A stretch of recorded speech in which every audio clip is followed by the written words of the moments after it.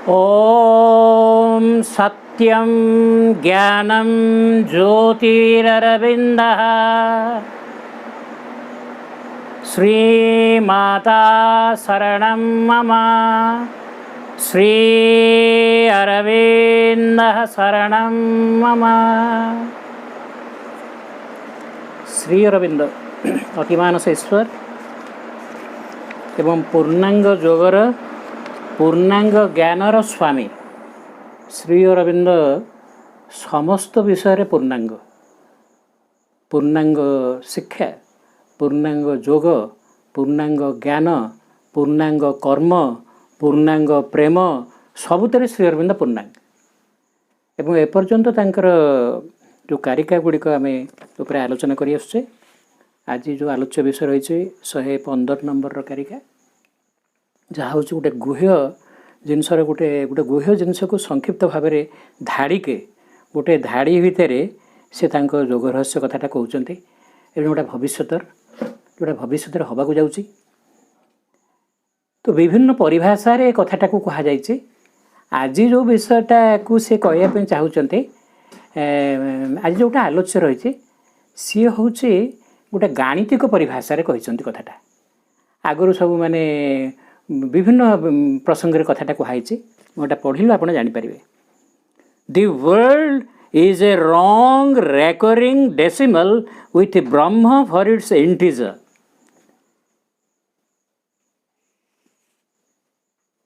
The period seems to begin and end, but the fraction is eternal.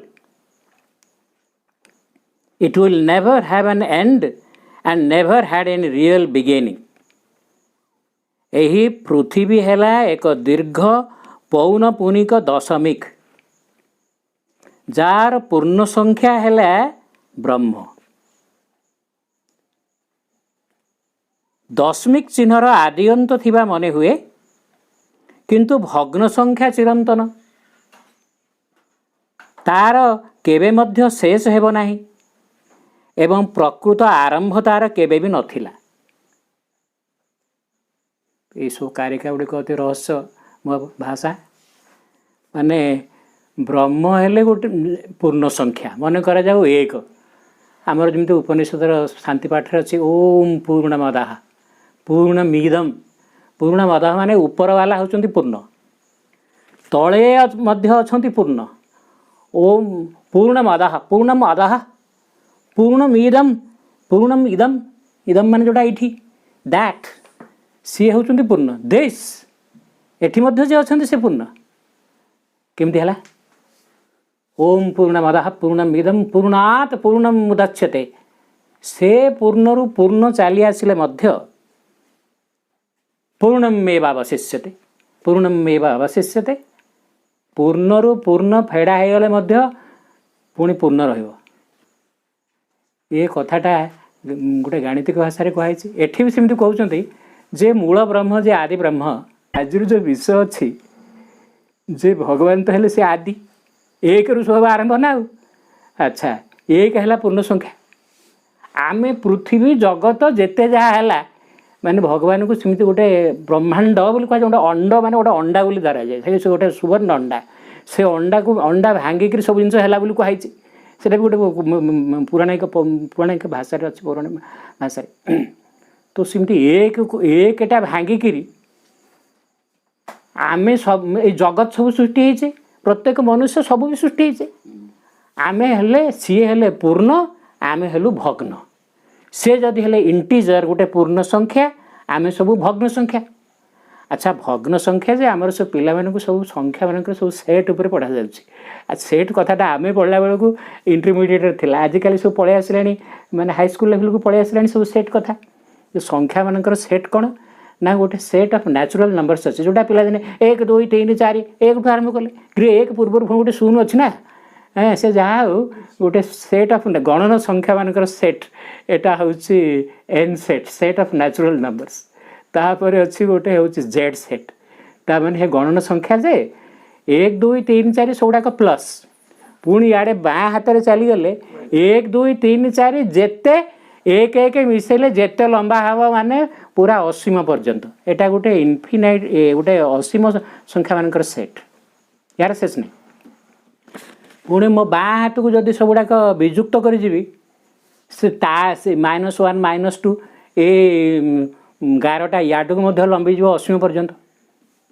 तो यहीटा हूँ गोटे संख्या रेखा जोटा हूँ असीम हाँ तो ये हूँ यार किसी कलना नहीं एटू तापर द्वितीय सेट हूँ प्रथम सेट हूँ गणन संख्या ये जोटा कहली ये एते प्लस वाला अच्छा माइनस वाला अच्छा आम धर प्लस गुड़ा प्लस वाला गुड़ा कहवा देवता ये माइनस गुड़ा कहले सब असुर ताठू बड़ी पूरा निश्चेतन अंधकार पर्यंत अच्छी माइनस हो गले अच्छा एतिक सेट सरुनी तृतीय सेट्रे आसीज भग्न संख्या मानकर सेट सेटा हूँ क्यू सेट माने सबू संख्याटा को पूर्ण भग्न सबू पी बाई क्यू आकार प्रकाश कर पी हूँ गोटे पूर्ण संख्या गणन संख्या क्यू हूँ गोटे गणन संख्या मनकर मुझे कहि 1 विभक्त 2 1 विभक्त 3 एम चलला कि 2 विभक्त 3 चलला मनकर 5 गोटे पूर्ण संख्या मो 5 पर कहीपर 5 विभक्त 1 5 को तो 1 भी हरले भी 5 ना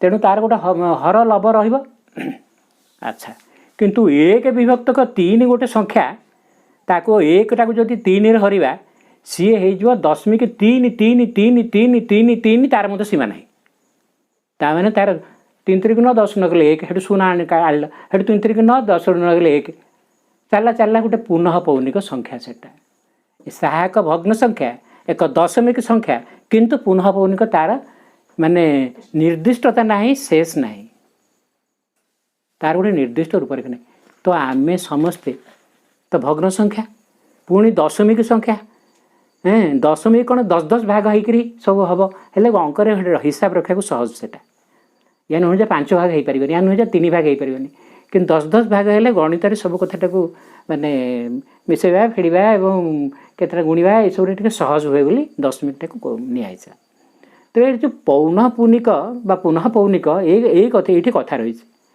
बेले बेले मनीष हे माने आहार निद्रा भय मैथुनम से कथार पुनरावृत्ति चली से भाई मनीषटा ना तार गोटे चेतनागत अभ्युत्थान होनी अवतार आसिक मझे मझे ये परिवर्तनटा करती सीनटा बदली जाए तेरे बर्तमान कथा हो मनुष्य जेहेतु अन्न गोटे प्राणी जार मन ना से जापार तार कौन हो प्रकृति द्वारा परिचालित होते आपे आपे परिचालित होते तार इनस्टिंक्ट द्वारा कि मनुष्यर मन अच्छे मत कौटा भल लगे कौटा भल लगलानी एवं से सब निजे तार गोटे इन्स्ट्रुमेंटाल कन्सियसनेस से सब जापर ना तेणु बहुत दिन मुझे कहती सबुदिन जो रसगोला खाऊँ ताको रसगोलाटा मीठा लगे पानी चा लगे आउ गोटे कौन मीठाटा टे बदल ना चेंज अफ टेस्ट अनेक भिन्न प्रकार मीठा ये सेमती सबुदिन एका प्रकार जीवन शैली ये भी भल लगे तो मनीष पुणी गोटे परिवर्तन माने पुनः पौनिक कथाटा के दिन चलो टे या नुहे जे ओहो मोर स्वधर्म को मुझे बजाय रखी किंतु स्वधर्मटा बजाय रखिए पुणी से स्वधर्मटा तो पुणी विकृत हो जाए स्वधर्मटा तार प्रकृत स्वरूप आत्मा भितर अच्छे किंतु मनरे तार किसी गोटे छिटका अच्छी किंतु से तार विशुद्ध रूप से ना तेरे जहाँ हो मत अग्रगति करने को हम परिवर्तित होगा हम मूल स्वरूप को आविष्कार करने को हम मु जो एक ठू आसी से एक हेले मोर पिता से एक हेले मोर माता विभिन्न श्री श्री श्री श्री अमुक भगवान कहीक लोक दंडवत होना तुम क्षमता ठू तुम बुद्धि ठू जी टे ऊपर को शिवई ताको देवता बोली ज्ञान कर या मान नुहे देवता बा भगवान सी भी भगवान आईगला ओहो भगवान जैसे नुहे कहीपर भगवान व्यक्ति व्यक्तिगत तो किसी ना कि भगवान जो मूल स्वरूप जो विशुद्ध जो ब्रह्मस्वरूप जो आदि स्वरूप से अवस्था कौन समस्त पाई पहाड़ चढ़ा भाई ये जी जाती कहूँ ये तो सब धर्मर सृष्टि और ये सब सीमित तार सृष्टि सेटा गोटे भग्न रूप से पूर्णांग रूप नुह हाथी मैंने हाथी को से अंध मैंने हाथी को देखला भाई अरे जी तो सी तो देखिपारे गोड़े हाथ मारला से कहला हाथीटा गोटे ताल गछ भाई कान हाथ मारला कहला से हाथीटा हूँ गोटे कुला भाई शुंडे हाथ मारला ये विभिन्न प्रकार सब कथा कहले ना हाँ तेज ये कथाटा हूँ तार ओडियाटा पढ़ी दूसरी आग कारिकाटार यही पृथ्वी है एक दीर्घ ये पृथ्वी आम पृथ्वी विषय जहाँ भाव जगतटा ताठू टे बड़ ना आ मनीषटा ताठू आहरी बहुत क्षुद्र यही पृथ्वी है एक दीर्घ पौनःपुनिक दशमिक मुझे कहली एक व्यक्ति को 3 हूँ 0.3333333333 कागज कलम सरीगला आहरी रहा जिते कलम जिते काली जिते कलम जिते कागज लगा 3 सर ना एवं एटा हूँ गोटे अपरिमेय संख्या तार निर्दिष्ट परिमाप तार ना जार पूर्ण संख्या है ब्रह्म कि भग्न संख्याटा आसला कौटू गोटे पूर्ण संख्याटा को भंगा है ना बापार एतिक जमी थिला आमे 3 भाई कि 4 भाई कि 6 भाई कि 7 भाई कि 10 भाई 10 भाग हम हाँ बा सी पूर्ण स्वरूप आम जो सृष्टि हेलु भाग भाग हो सृष्टि हाँ तो ये हूँ पूर्ण संख्या हेले ब्रह्म ब्रह्म हेले पूर्ण आमे सब भग्न हाँ तेणु ये गोटे रिलेटिविटी कथा आसला आपेक्षिकता कथा आसला आम आपेक्षिक आम पूर्ण नु आपेक्षिक माने आम निर्भरशील आम तांगठू उणा किंतु जोग विद्या गोटे अच्छी आम आम से पूर्णठू जी गोटे अंश आसी ताकू धरिकी आम पूर्ण पाखे पहुँच पार जोग मान तो मिलित हवा ना मु सबुदिन जमी ठेंगा होकर अलगा होकर अपूर्ण एवं बा गोटे ये रही मान नुह मुझे मो पिता पाखक फेरीगली मो पिता को आविष्कार माने दर्शन कली बाप पुआ आम कुंडाकुंडी हो गलु हाँ मुझे जमीबाड़ी जहाँ सब मोर अरे मुझे अलगा हो जाइए भिन्न हो जाइए मो बापा किए माँ किए मुझे चिन्ह पारूनी मु गोटे अजणा जगार मत अचिना जगह अजणा जगार मत पकई दिखाई मुझे आविष्कार करी सहित एकीभूत हेबी सर्वांगे मोर आ कौन सीमितता भग्न स्वरूप आ रही मुझे गोटा आईगली यही कथाटा सब रही भारी रहस्यात्मक कथाटा दशमिक चिन्हर आद्यंत थिबा मन हुए कह मु कहली से जमी लंबा संख्या रेखाटा जो मु छुरी मारिदेवी कि जो काटिदेवी से तार मुंड बाहरीगला ना से आरंभ होगला ये सेमितिका खंडरू खंड खंड माने जमी गंडी गंडी शाखा शाखारू प्रशाखा हेटू कौन कौन कौन कौन होकर पत्र जाके पहुँचुची ना तेणु केते खंड मुझे करी 1 ठू 2 भितर जो गैप रहा ताकू मु केते खंड करी तार सीमा ना असीम खंड मुझे करी तो जहाँ हो दशमिक चिन्हर आदि अंत थिबा मन हुए किंतु भग्न संख्या चिरंतन तार केबे मध्य शेष हेब ना कि तुम्हें तुमर 2 पुओ दिभाग होगा जमी पुणी तांकर पुणी पिला जिला कि नहीं पुणी भाग हम पुणी तांकर पिला जिला कि नहीं पुणी भाग हम अरे एमती भाग सब टुकड़ा टुकड़ा तो हम ना तो सेमितिका किंतु भग्न संख्या चिरंतन तार केबे मध्य शेष हेब ना एवं प्रकृत आरंभ तार केबे भी नथिला अति चमत्कार ये कारिका या उपरे आलोचना होची मा ये कहिले ये कथाटा मध्य मन स्तर रे प्राण स्तर रे शरीर स्तर रे सब खंड खंड ना पूर्ण हेले आउ आमर ओडिया भाषा आमे सबू चाटशाड़ी पढ़ी पिला जो गाँ गंडारे छोट पिला स्कूल कौटे जा 1.5 किलोमीटर 2 किलोमीटर दूर रे अच्छी तापर कौटे हुड़ा कौटी वर्षा दिन कौटे गोड़ खसब हाँ अच्छा कौटे गोड़ खसब पिला पड़ज कौन हम गोड़ भांग कौन हम ये गाँ गंडारे सब चाटशाड़ी थिला गाँ भितर गोटे जगह गोटे घरटे से समस्त आसपारे जुआस करें तो मुझे चाटशाड़ी पाठ पढ़ी से से अवधान कौन कर ना आग शिखेब गोटे स्लेट पेनसिल रे चकुली पिठा ठ आम तो सब पिलादिन आम सब सका पिठा खाई आसू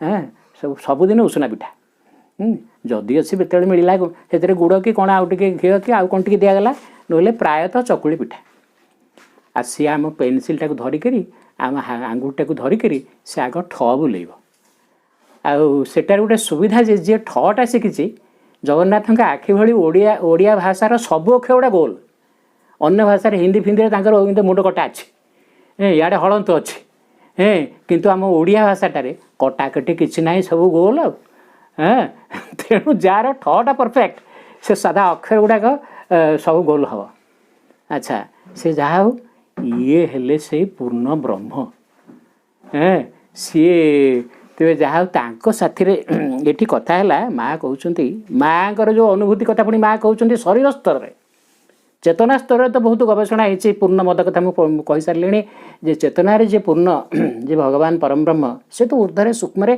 अच्छा आम भारत वर्ष योगी मैंने आविष्कार कर विषय नहीं केते कौन कथा सब रचना होती जमती मैंने प्रतिपदार जह्न बा सूर्य आज होती पुणी पूर्णिमा ना पूर्ण पूर्ण रूपट को आम देखा किंतु माँ कहते तो गोटे मु भग्न हेले सबुदिन जे भग्न होकर रही मो भग्न स्वरूपटा जब मुझे चिरंतन भाव में ग्रहण करनेली ये द्वैतवाद होगला किंतु मु भग्न मो बाह्य स्वरूप भग्न मो अंत स्वरूप गोटे मो पाखे गोटे स्विच अच्छी मु पूर्ण सहित युक्त हो पारि यहाँ होगा द्वैता द्वैता द्वैत द्वैत एवं अद्वैत उभय एवं मु एटा को मिथ्या माया कहीकि गोईठा मारदेली तापर जी पूर्ण उपर अच्छा सहित मो ध्यान बल मो भक्ति बल सहित लीन हो गली अद्वैत एक छड़ा से दुई ना ये सब विभिन्न कनसेप्ट अच्छी आम भारत वर्ष यहाँ खाली कनसेप्ट नुहे ये सब योगी मैंने से भाव अनुभव कर अच्छा माँ कहते गत सप्ताह ये अनुभूति पूर्ण स्वरूप में घटी वस्तुतः यह व्यक्ति जेपरी पृथ्वी सेपरी जगतवान से ये भग्नटा समस्त जो कथा हम कहते आगुरी श्रीअरविंद इज आज वास्ट एज द ओशन अच्छा समग्र विश्वटा जदि सेमतिका गोटे अर्णव बा सेमती गोटे सागर हुए महासागर हुए आउ सब से खंडे खंडे ना आउ कौटा कूह कौटा गोटे पोखरी कौटा ह्रद एमती सब हम ना गोटे जलबिंदु पर्यंत अच्छा केवल समय भिन्न भिन्न अरे केते कौटा है एक होता से दुई होगला ये गोटे समय होना तेणु दुईटा से तीन होगला चार होगला गोटे गोटे समय एका बड़े सब होगला कि ये जो माने खंड खंड हवाटा विभिन्न समय होपर व्यक्ति स्वरूप को आसला बेलू आ विश्व अगणित तारा अगणित नक्षत्र अगणित पुणी सब उल्कापिंड अच्छा अगणित निहारिका अच्छा से कौन कम कम भाग होती अच्छा पुणी आम पृथ्वी को आसला बेलू पृथ्वी कौन कम भाग महादेश देश एमती खाली जियोग्राफिकली देखला बेलू पुणी स्तर को लेकिन पुणी समांतराल भूमि में नहीं करी केते केते केते प्रकार प्रजातिर जीव केते प्रजातिर पक्षी केते प्रजातिर मनीष केते तार किसी सीमा नहीं किंतु जार आदि अच्छी आमर गोटे कथार कहते अरे आदि जार अच्छी तार अंत अच्छी जन्म जार अच्छी मरण अच्छी आदि मान कौन जन्म आ अंत मान मृत्यु प्रलय अच्छा इमती गोटे कथा अच्छी ताले ये जो अच्छा अच्छी अच्छा एतिकी कथा माँ कही जड़े हटे प्रश्न कले जो शुणी तथापि श्री अरविंद कहते कौन सी अंत आदि ना कहते क्या उद्देश्य कर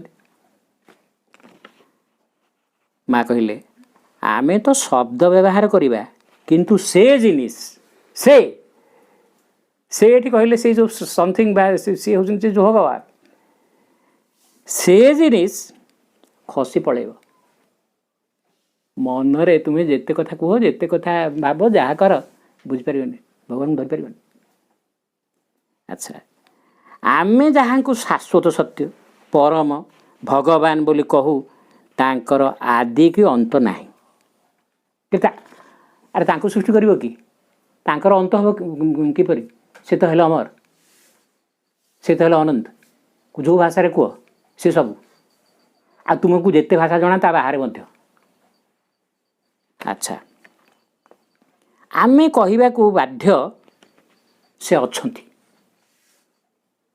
आई सब आसला कौटू ମୁଁ କରିଛି, ମୁଁ ଏ ପ୍ରକୃତିକୁ ସୃଷ୍ଟି କରିଛି, ମୁଁ ଏ ଗଛକୁ ସୃଷ୍ଟି କରିଛି, ମୁଁ ଏ ମାଟିକୁ ସୃଷ୍ଟି କରିଛି, ମୁଁ ଏ ପାଣିକୁ ସୃଷ୍ଟି କରିଛି, ମୁଁ ଏ ପବନକୁ ସୃଷ୍ଟି କରିଛି, ମୁଁ ଏ ଆକାଶକୁ ସୃଷ୍ଟି କରିଛି, ମୁଁ ଏ ସୂର୍ଯ୍ୟକୁ ସୃଷ୍ଟି କରିଛି, ଚନ୍ଦ୍ରକୁ ସୃଷ୍ଟି କରିଛି।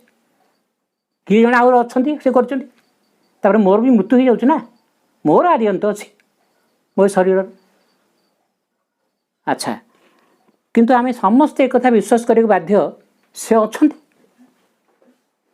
କ'ଣ ଗୋଟେ ଅଛି, ସେ ଅଛନ୍ତି। କିନ୍ତୁ ମା କହୁଛନ୍ତି ଯେ ଆମେ ଯେଉଁଟାକୁ ଅଛନ୍ତି ବୋଲି ଭାବିଛୁ, ଯେଉଁଟା ଭାବିଛ ସେ ତାଠୁ ଆହୁରି ଅଲଗା ନା, ସେ କ'ଣ ସେତିକି କି? ଅଛନ୍ତି। କିନ୍ତୁ ଏହା ସେପରି ନୁହେଁ, କାରଣ ସେ ଅନଭିବ୍ୟକ୍ତି ଓ ଅଭିବ୍ୟକ୍ତିର ପରେ ସିଏ ଅଛନ୍ତି ବୋଲି ମୁଁ କ'ଣ ଧାରଣା କରୁଛି ଯେ ଯାହା କିଛି ସୃଷ୍ଟ ହୋଇଛି, ଓହୋ ଦେବତାମାନେ ଅଛନ୍ତି, ଭଗବାନ କିଏ ଜଣେ ଥିବେ, ଏମିତି ଗୋଟେ ଭାବନାରେ ମୁଁ କହିଦେଲି। କିନ୍ତୁ ଯାହା କିଛି ସୃଷ୍ଟ ହୋଇଛି, ଯାହା ଅଭିବ୍ୟକ୍ତ ହୋଇଛି, ଆଉ କିଛି ଅଭିବ୍ୟକ୍ତ ହେଇନି ବି ଅଛି। ମୁଁ ଯାହା କିଛି ଶୁଣି ଛାଣିକରି କହୁଛି ଯେ ଯାହା କିଛି ଅଭିବ୍ୟକ୍ତ କଥାଟାକୁ ନେଇକରି ମୁଁ ଗୋଟେ ଧାରଣା କରୁଛି, କିନ୍ତୁ ତ ଆହୁରି ବହୁତ ଜିନିଷ ଅଭିବ୍ୟକ୍ତ ହେଇନି। ତାହେଲେ ମୋ ଧାରଣାଟା କେତେ ଦୂର ଠିକ୍? ତେଣୁ ଯାହା କିଛି ଅଭିବ୍ୟକ୍ତ ମାନେ ପ୍ରକଟ ହେଇଛି, ଆଉ ଯାହା କିଛି ଅପ୍ରକଟ, ତାର ଊର୍ଦ୍ଧ୍ୱରେ ସିଏ ସଗୁଣ ନିର୍ଗୁଣର ଊର୍ଦ୍ଧ୍ୱରେ ପୁରୁଷୋତ୍ତମ। ଆଉ ଗୋଟେ ଚେତନାର ଚତୁର୍ଥ ଭିନ୍ନ ପ୍ରସ୍ଥ ଅଛି। ଆମେ କହିବାକୁ ବାଧ୍ୟ ସେ ଅଛନ୍ତି, କିନ୍ତୁ ଏହା ସେପରି ନୁହେଁ, କାରଣ ସେ ଅନଭିବ୍ୟକ୍ତି ଓ ଅଭିବ୍ୟକ୍ତିର ପରେ ତାଙ୍କୁ ଅତିକ୍ରମ କରି ଅଛନ୍ତି। ଏହା ଏପରି କିଛି, ସେ ଯେଉଁ କିଛିଟା ସମଥିଙ୍ଗ, ସେ ଏମିତିକା ଯାହା ଆମେ ଏହି ସୃଷ୍ଟି ମଧ୍ୟରେ ରହି ବୁଝିବା ବା ଧାରଣା କରିବା ଅସମ୍ଭବ। ତାହା ହେଉଛି ତାହା, ସେ ତାହେଲେ କିଏ? ଦ୍ୟାଟ୍। ତାଙ୍କର ଆଦି ବା ଅନ୍ତ ନାହିଁ। ଆଦି ବା ଅନ୍ତ ନାହିଁ ମାନେ ଅନାଦି ନା। ଆଚ୍ଛା, କିନ୍ତୁ ସେ ସତତ ଓ ଅନନ୍ତ କାଳ ପାଇଁ ସେ ଯାହା ମଧ୍ୟରେ ଅଭିବ୍ୟକ୍ତ ହେଉଛନ୍ତି, ତାର ଆଦି ଓ ଅନ୍ତ ଅଛି। ସିଏ ଯାହା ଭିତରେ ଅଭିବ୍ୟକ୍ତ ହେଉଛନ୍ତି, ସିଏ ଯାହାକୁ ସୃଷ୍ଟି କରିଛନ୍ତି, ପୁଣି ତା ଭିତରେ ବି ଅଭିବ୍ୟକ୍ତ ହେଉଛନ୍ତି, ପ୍ରକାଶିତ ହେଉଛନ୍ତି, ତାର ଆଦି ଅଛି, ଅନ୍ତ ଅଛି, କିନ୍ତୁ ତାଙ୍କର ଆଦି ଅନ୍ତ ନାହିଁ। ଆଚ୍ଛା, ଆଉ ସେଇଥିପାଇଁ ଆମର ଅଲେଖା ଗଲେ ଆମେ ସବୁ ଲେଖା, ରାମ ଦାମ ସାମ କପିଳା, ସିଏ ଅଲେଖା। ତାଙ୍କ କଥାରେ କିଛି ମିଛ ନୁହଁ। ଆଚ୍ଛା, ଇଏ ରୂପ, ସେ ଅରୂପ, ନିରାକାର ନିରାକାର, ଅଲେଖ ନିରଞ୍ଜନ। ଆମର ସବୁ କଳା ନାଲି ବିଭିନ୍ନ ରଙ୍ଗ ଅଛି, ତାଙ୍କର ଅଞ୍ଜନ ନାହିଁ। ଅଞ୍ଜନ ହେଉଛି ରଙ୍ଗ, ନିରଞ୍ଜନ।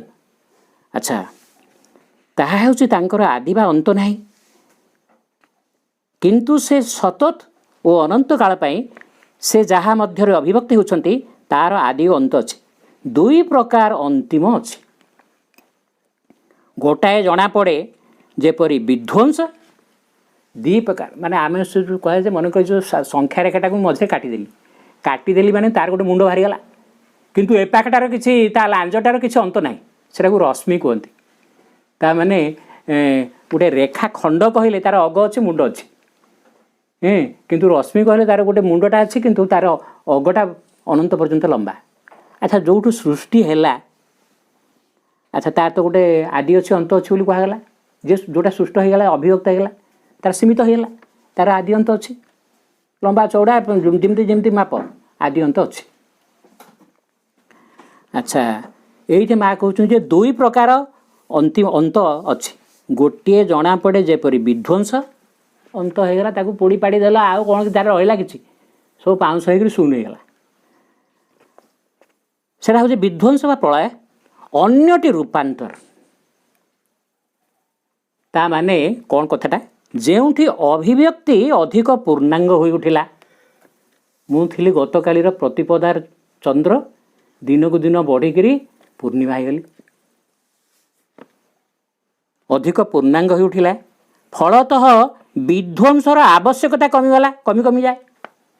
ଏ ଧ୍ୱଂସ କାହିଁକି ହେଉଛି? ଆମେ ଯେତେବେଳେ ଭଗବାନଙ୍କ କଥାକୁ ମାନୁନେ, बा भगवान को संकल्प द्वारा परिचालित होने आम अहम आम कामना वासना द्वारा परिचालित होचे सी तो शाश्वत मुझे इच्छा द्वारा परिचालित होती आंब गचर जमी आंब है बेली आउ मोर कहीं अंत होता भगवान तो अविनश्वर एवं मु कहीं नश्वर हेबी आम जिते भगवत माने भगवत संकल्प द्वारा जेपर्यंत लोक परिचालित होते सहित कनेक्टेड होगी अच्छे अरे से असीम मु असीम से अनंत मु अनंत से अमर मु अमर उभय भितर लिंक अच्छे किंतु जेते बेले एटा कटि जाउछि भगवत संकल्प अनुଯାयी सृष्ट जीवाटा सृष्टिकर्ता धारा को बा धर्म को मानुने से विधर्म बा गोटे अधर्म पथरे चलीगला लिंक कटिगला लिंक कटिगला माने से सुखीज आउ से गछ मूल मूल चेरु से किसी से जो ओलट वृक्ष एवं तार से किसी रस पाऊनी अच्छा अन्यटी रूपांतर जेउठी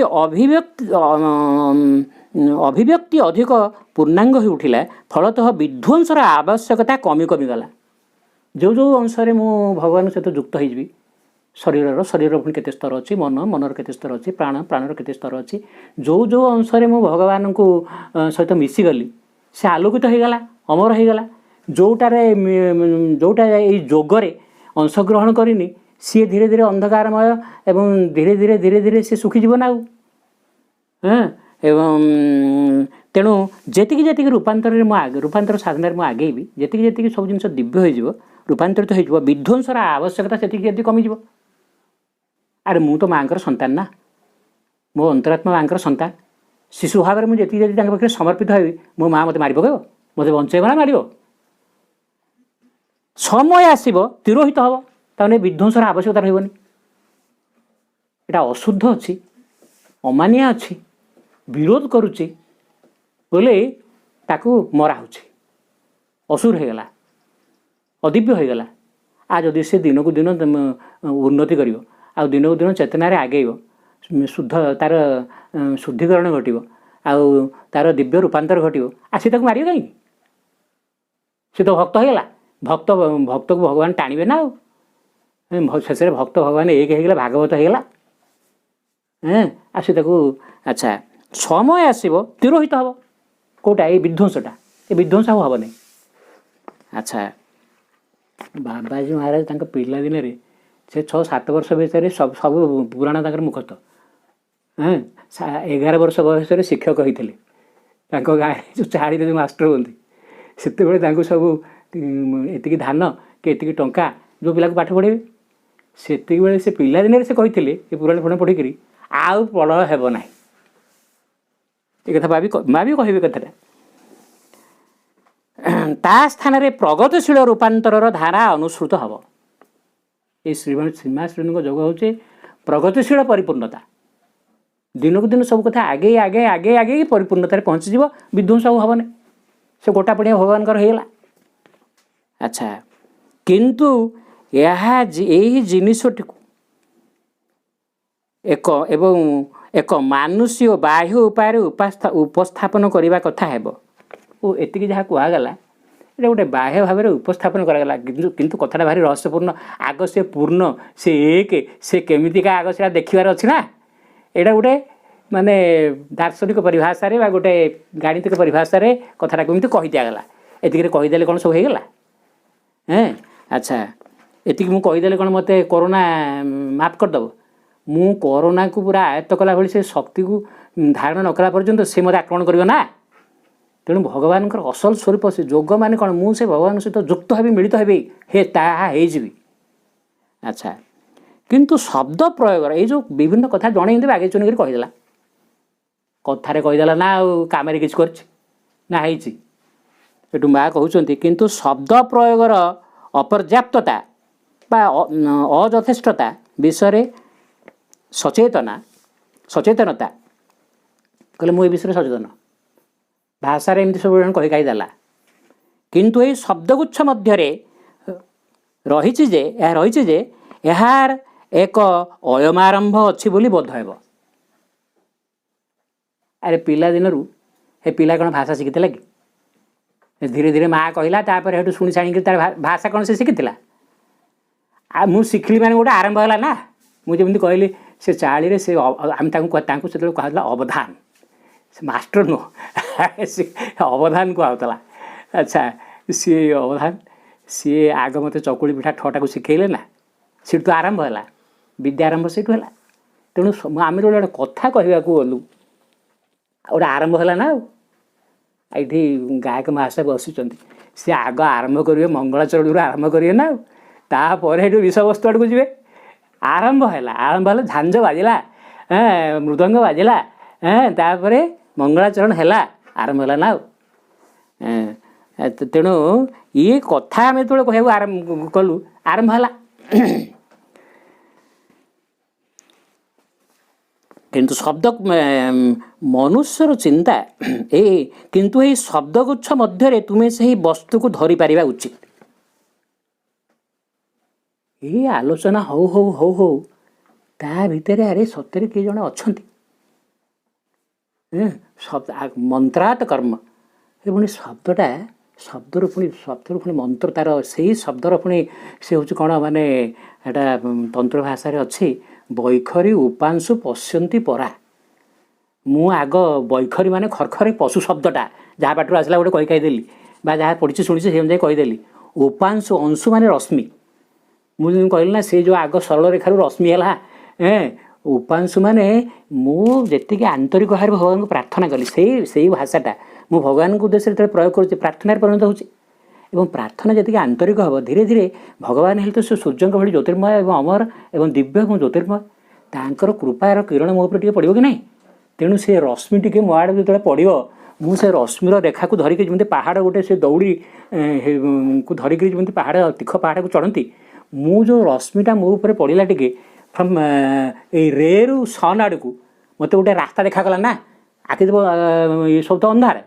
किंतु गोटे रश्मि पड़ा मैंने गोटे रोड या गोटे मत गोटे रास्ता देखागला ये दिगरे गले मुझे पाइबी से रश्मि कौटू धरी धरी धरी धरी मुझे गली तो उपांशु उपांशु पर पश्यंती मो आखिरे मोर चेतन से माने दिव्य दृष्टिटा तृतीय नेत्रटा खोलीज से खोलला पर जाने अरे सीटी से भगवान अच्छा ये हूँ स्वरूप स्तुति कराई विभिन्न वेद पुराण से केमी क्या बोले जमी देखिले अर्जुन जमी देखिले सेमती गीतार वर्णना है विश्वरूपटा केमतिया देखिले ना एटा तो गोटे खासी मनरू पांचिकी गोटे लिखा कथा नुहे ना पश्यंती परे परा से शब्दर तरंग तार आलोक मत टाणी नेला उठे नेला उपरକୁ शेष परा शब्द माने सी निजे जोटा को कहा जाए ब्रह्मन माने से मंत्र ब्रह्म हेले सी निजे शब्द से शब्दातीत शब्द तांकठू आसी सी काल सी अकाल कालातीत से कालातीत रु काल भितर को आसी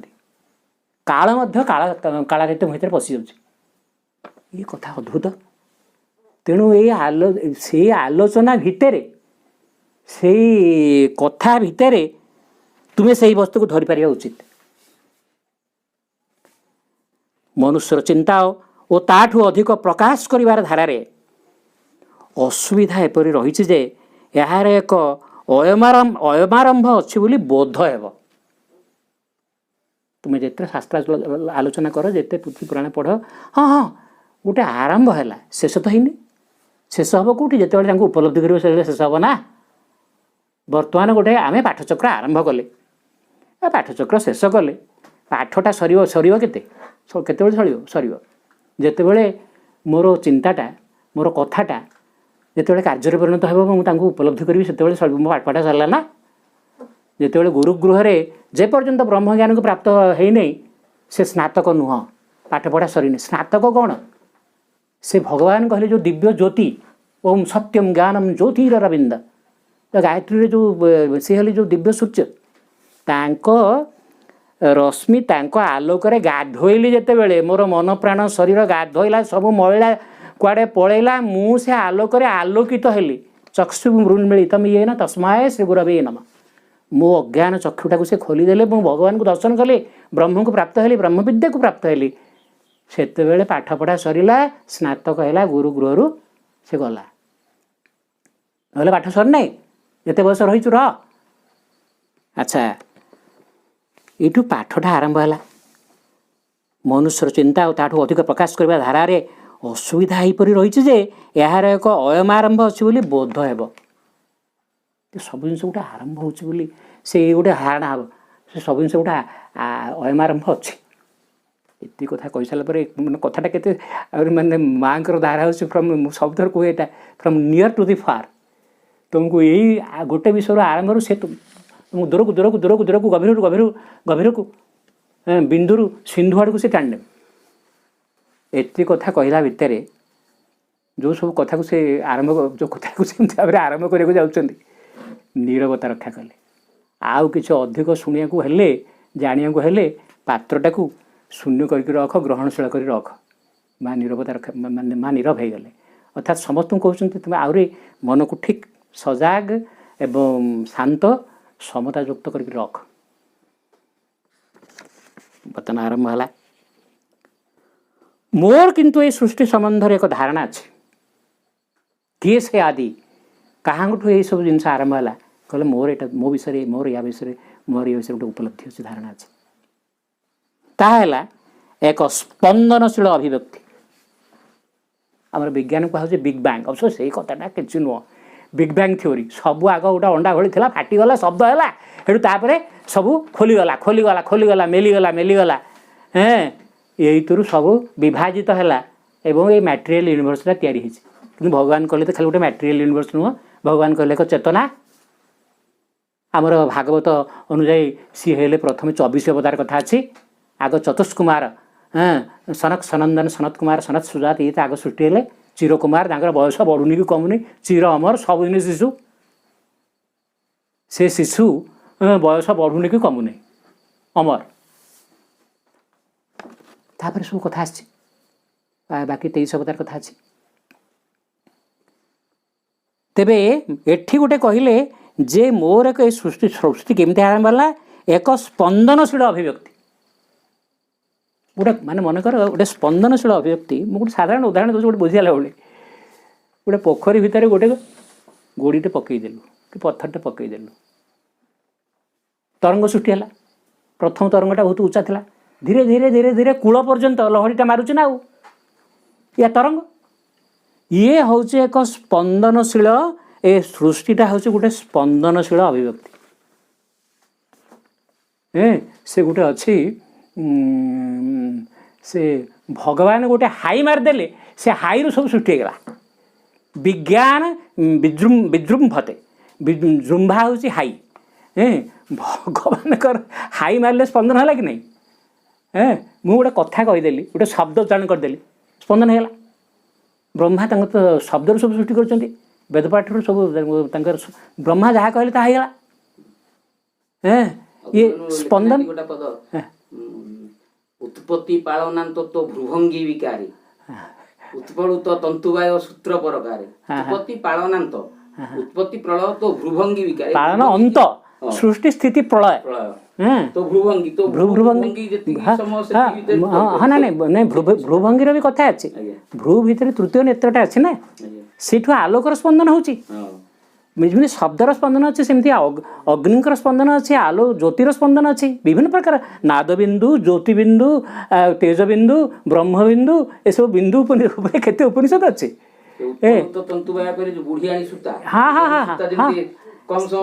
ନା ସେଇଟା ତ ବର୍ତ୍ତମାନ ଆଜିକାଲି କମ୍ପ୍ୟୁଟର ୱେବ୍, ସବୁଠି ସେ ତନ୍ତୁ ରୂପରେ ସୂକ୍ଷ୍ମ ରୂପରେ ବିସ୍ତାରିତ ହେଇକି ଅଛନ୍ତି।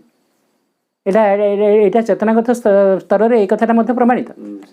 ସେ ଯାହା ହଉ, ଏଇଟା ହେଉଛି ଗୋଟେ କ'ଣ ନା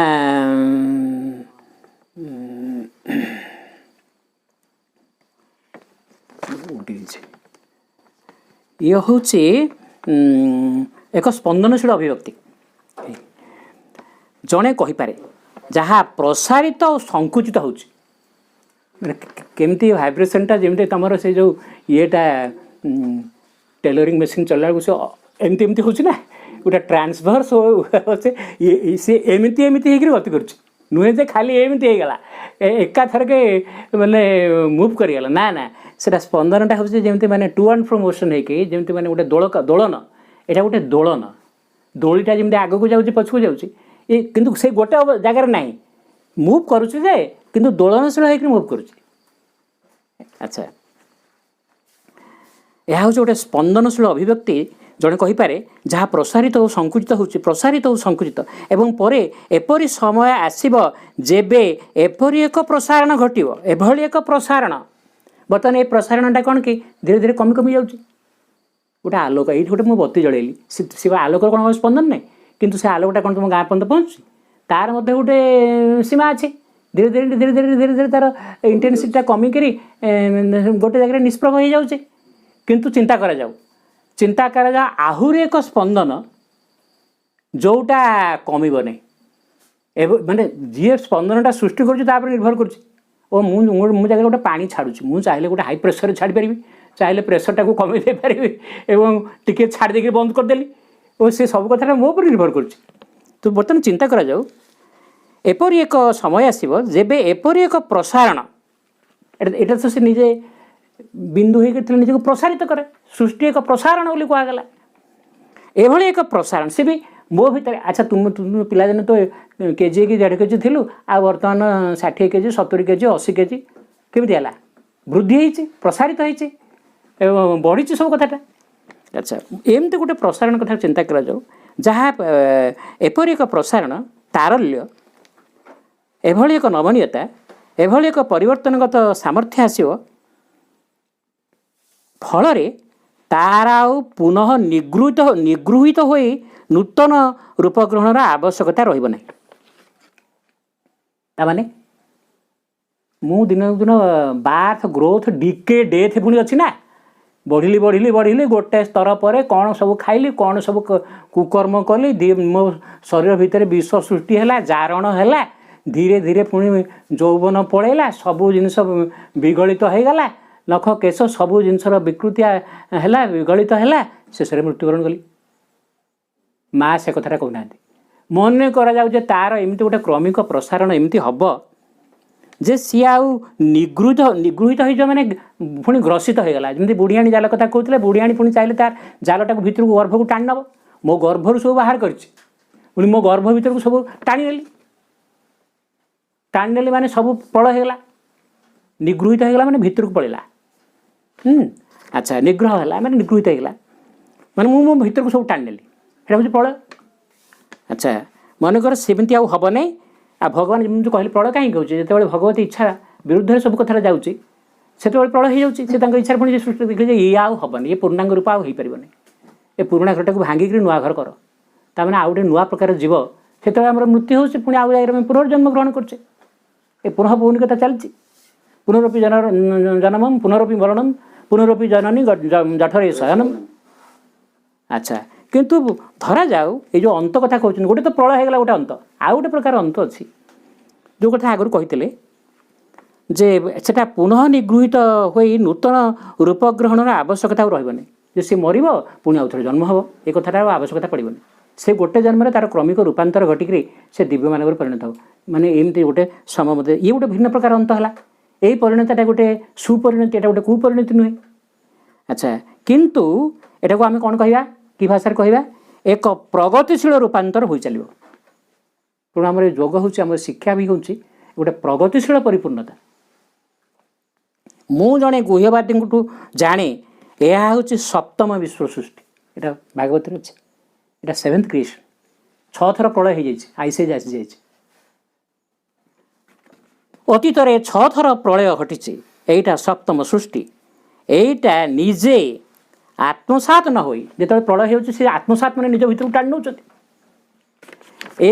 ଏଇଥର ଯେଉଁ ସୃଷ୍ଟିଟା, ଏଇଟା ଆତ୍ମସାତ ନ ହୋଇ ରୂପାନ୍ତର ହେବା ପାଇଁକି ସମର୍ଥ ହେବ। ଯେଉଁଥିପାଇଁ ଏଇଟା ହେଉଛି ଶ୍ରୀମାଶ୍ରୀନ୍ଦ ଭଗବାନଙ୍କର ଶେଷ ମାନୁଷୀ ଅବତାର। ଆଗରୁ ଅନେକ ବାର ଆସିଛନ୍ତି, କିନ୍ତୁ ଏଥର ସେ କହିଛନ୍ତି ଏଥର ଆମେ ଅନସକ୍ସେସଫୁଲ୍ ହେବନି। ଏଥର ସକ୍ସେସଫୁଲ୍ ମାନେ ଏଇ ସୃଷ୍ଟିର ବିଲୟ ହେବନି। ସେଥିପାଇଁ ସେ ଯେଉଁ ରୂପାନ୍ତରିତ ପୃଥିବୀଟା କ'ଣ, ସେଇଟା ହେଉଛି ତ ଅରବିଲ ମାତୃମନ୍ଦିର, ତାର ଗୋଟେ ମଡ଼େଲ ନା। ସେ ରୂପାନ୍ତରିତ ପୃଥିବୀଟା କେମିତି ସ୍ୱର୍ଣ୍ଣାହ ଦିବ୍ୟ ହେବ, ଯାହା ସ୍ପଷ୍ଟତଃ କୌଣସି ଗୁରୁତ୍ୱ ବହନ କରେ ନା। କାରଣ ଜଣଙ୍କର ଯେବେ ଶାଶ୍ୱତ। ଆଚ୍ଛା, ତାପରେ ଏଇଠି ଗୋଟେ କଥା କହୁଛନ୍ତି ଯେ ପ୍ରଥମେ ଆମେ ସେ ମରିଗଲା, ମୋ ବାପା ମରିଗଲା, ମୁଁ ମରିଯିବି, ମୃତ୍ୟୁ ପ୍ରତି ଭୟ बा जी आमर निकट संपर्क लोक मरीगले आम के दुख अनुभव करुचे यही कथाटा कहीं घटुची मनीष देखुचे सदाबले ता आखि लोक मरुंट अरे मु दिन मरची तेणु मृत्यु पर तार गोटे भय रही। अच्छा किंतु ए भय चलीज केबे मुझे मो भितर से अनादि अनंत असीम को अनुभव करी जे मु प्रकृतिर स्वामी मु मृत्युर स्वामी मु मृत्युठू आहरी बड़ सेतेबेले भय रहिबो नाही सेतेबेले। अच्छा से कथा माटी कहउचंती अतीतर 6 थर प्रलय घटी एटा सप्तम सृष्टि एटा निजे आत्मसात न होई रूपांतर होगापी कि समर्थ हे जहाँ स्पष्टतः कौन गुरुत्व वहन करे ना। ओ एटा शुणला पर जन कह आए सब तो अमर हो आटा सप्तम सृष्टि आड़े ए लोक मरुचुन ना नहीं।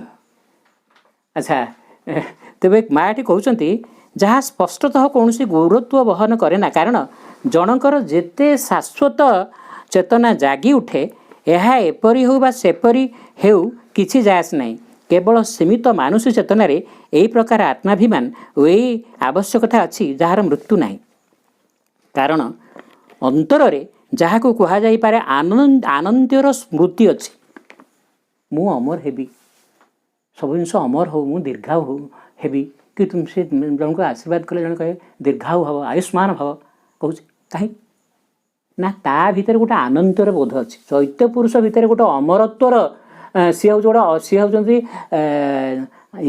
जा मर्त्येषु अमृत से ऋतावा ए मर्त्यलोक अमरत्वर बीज अमरत्व अमर पुरुष होती मोर अंतरात्मा जेहेतु अंतरात्मा भीतर अच्छा जी हम अमर तांको प्रभाव मु गोटे दीर्घ दिन केमी बंची मु केमी अमर हेबी मु मरबी नहीं बा कहीं मरिया चाहू ना ये कथा हूँ कहीं भितर अंतरात्मा अच्छा बोली तेणु ये अंतरात्मा भितर कौन अच्छी ना गोटे आनंदर स्मृति गोटे चेतना अच्छी ना तांको चेतनार अमरत्वर आनंदर स्मृतिटा अच्छी एवं ये आनंदर स्मृति आस्पृहा करे सृष्ट जगत जोटा अभिव्यक्त होती यही आनंद बोधर अंशीदार हो अरे मो भितर जदि अनंतर स्पंदन अच्छी से अनादिंकर स्पंदन अच्छी जदि समग्र सृष्टि हूँ गोटे ये स्पंदन बोली गोटे आगु से शब्दटा कही प्रगतिशील स्पंदन ताहले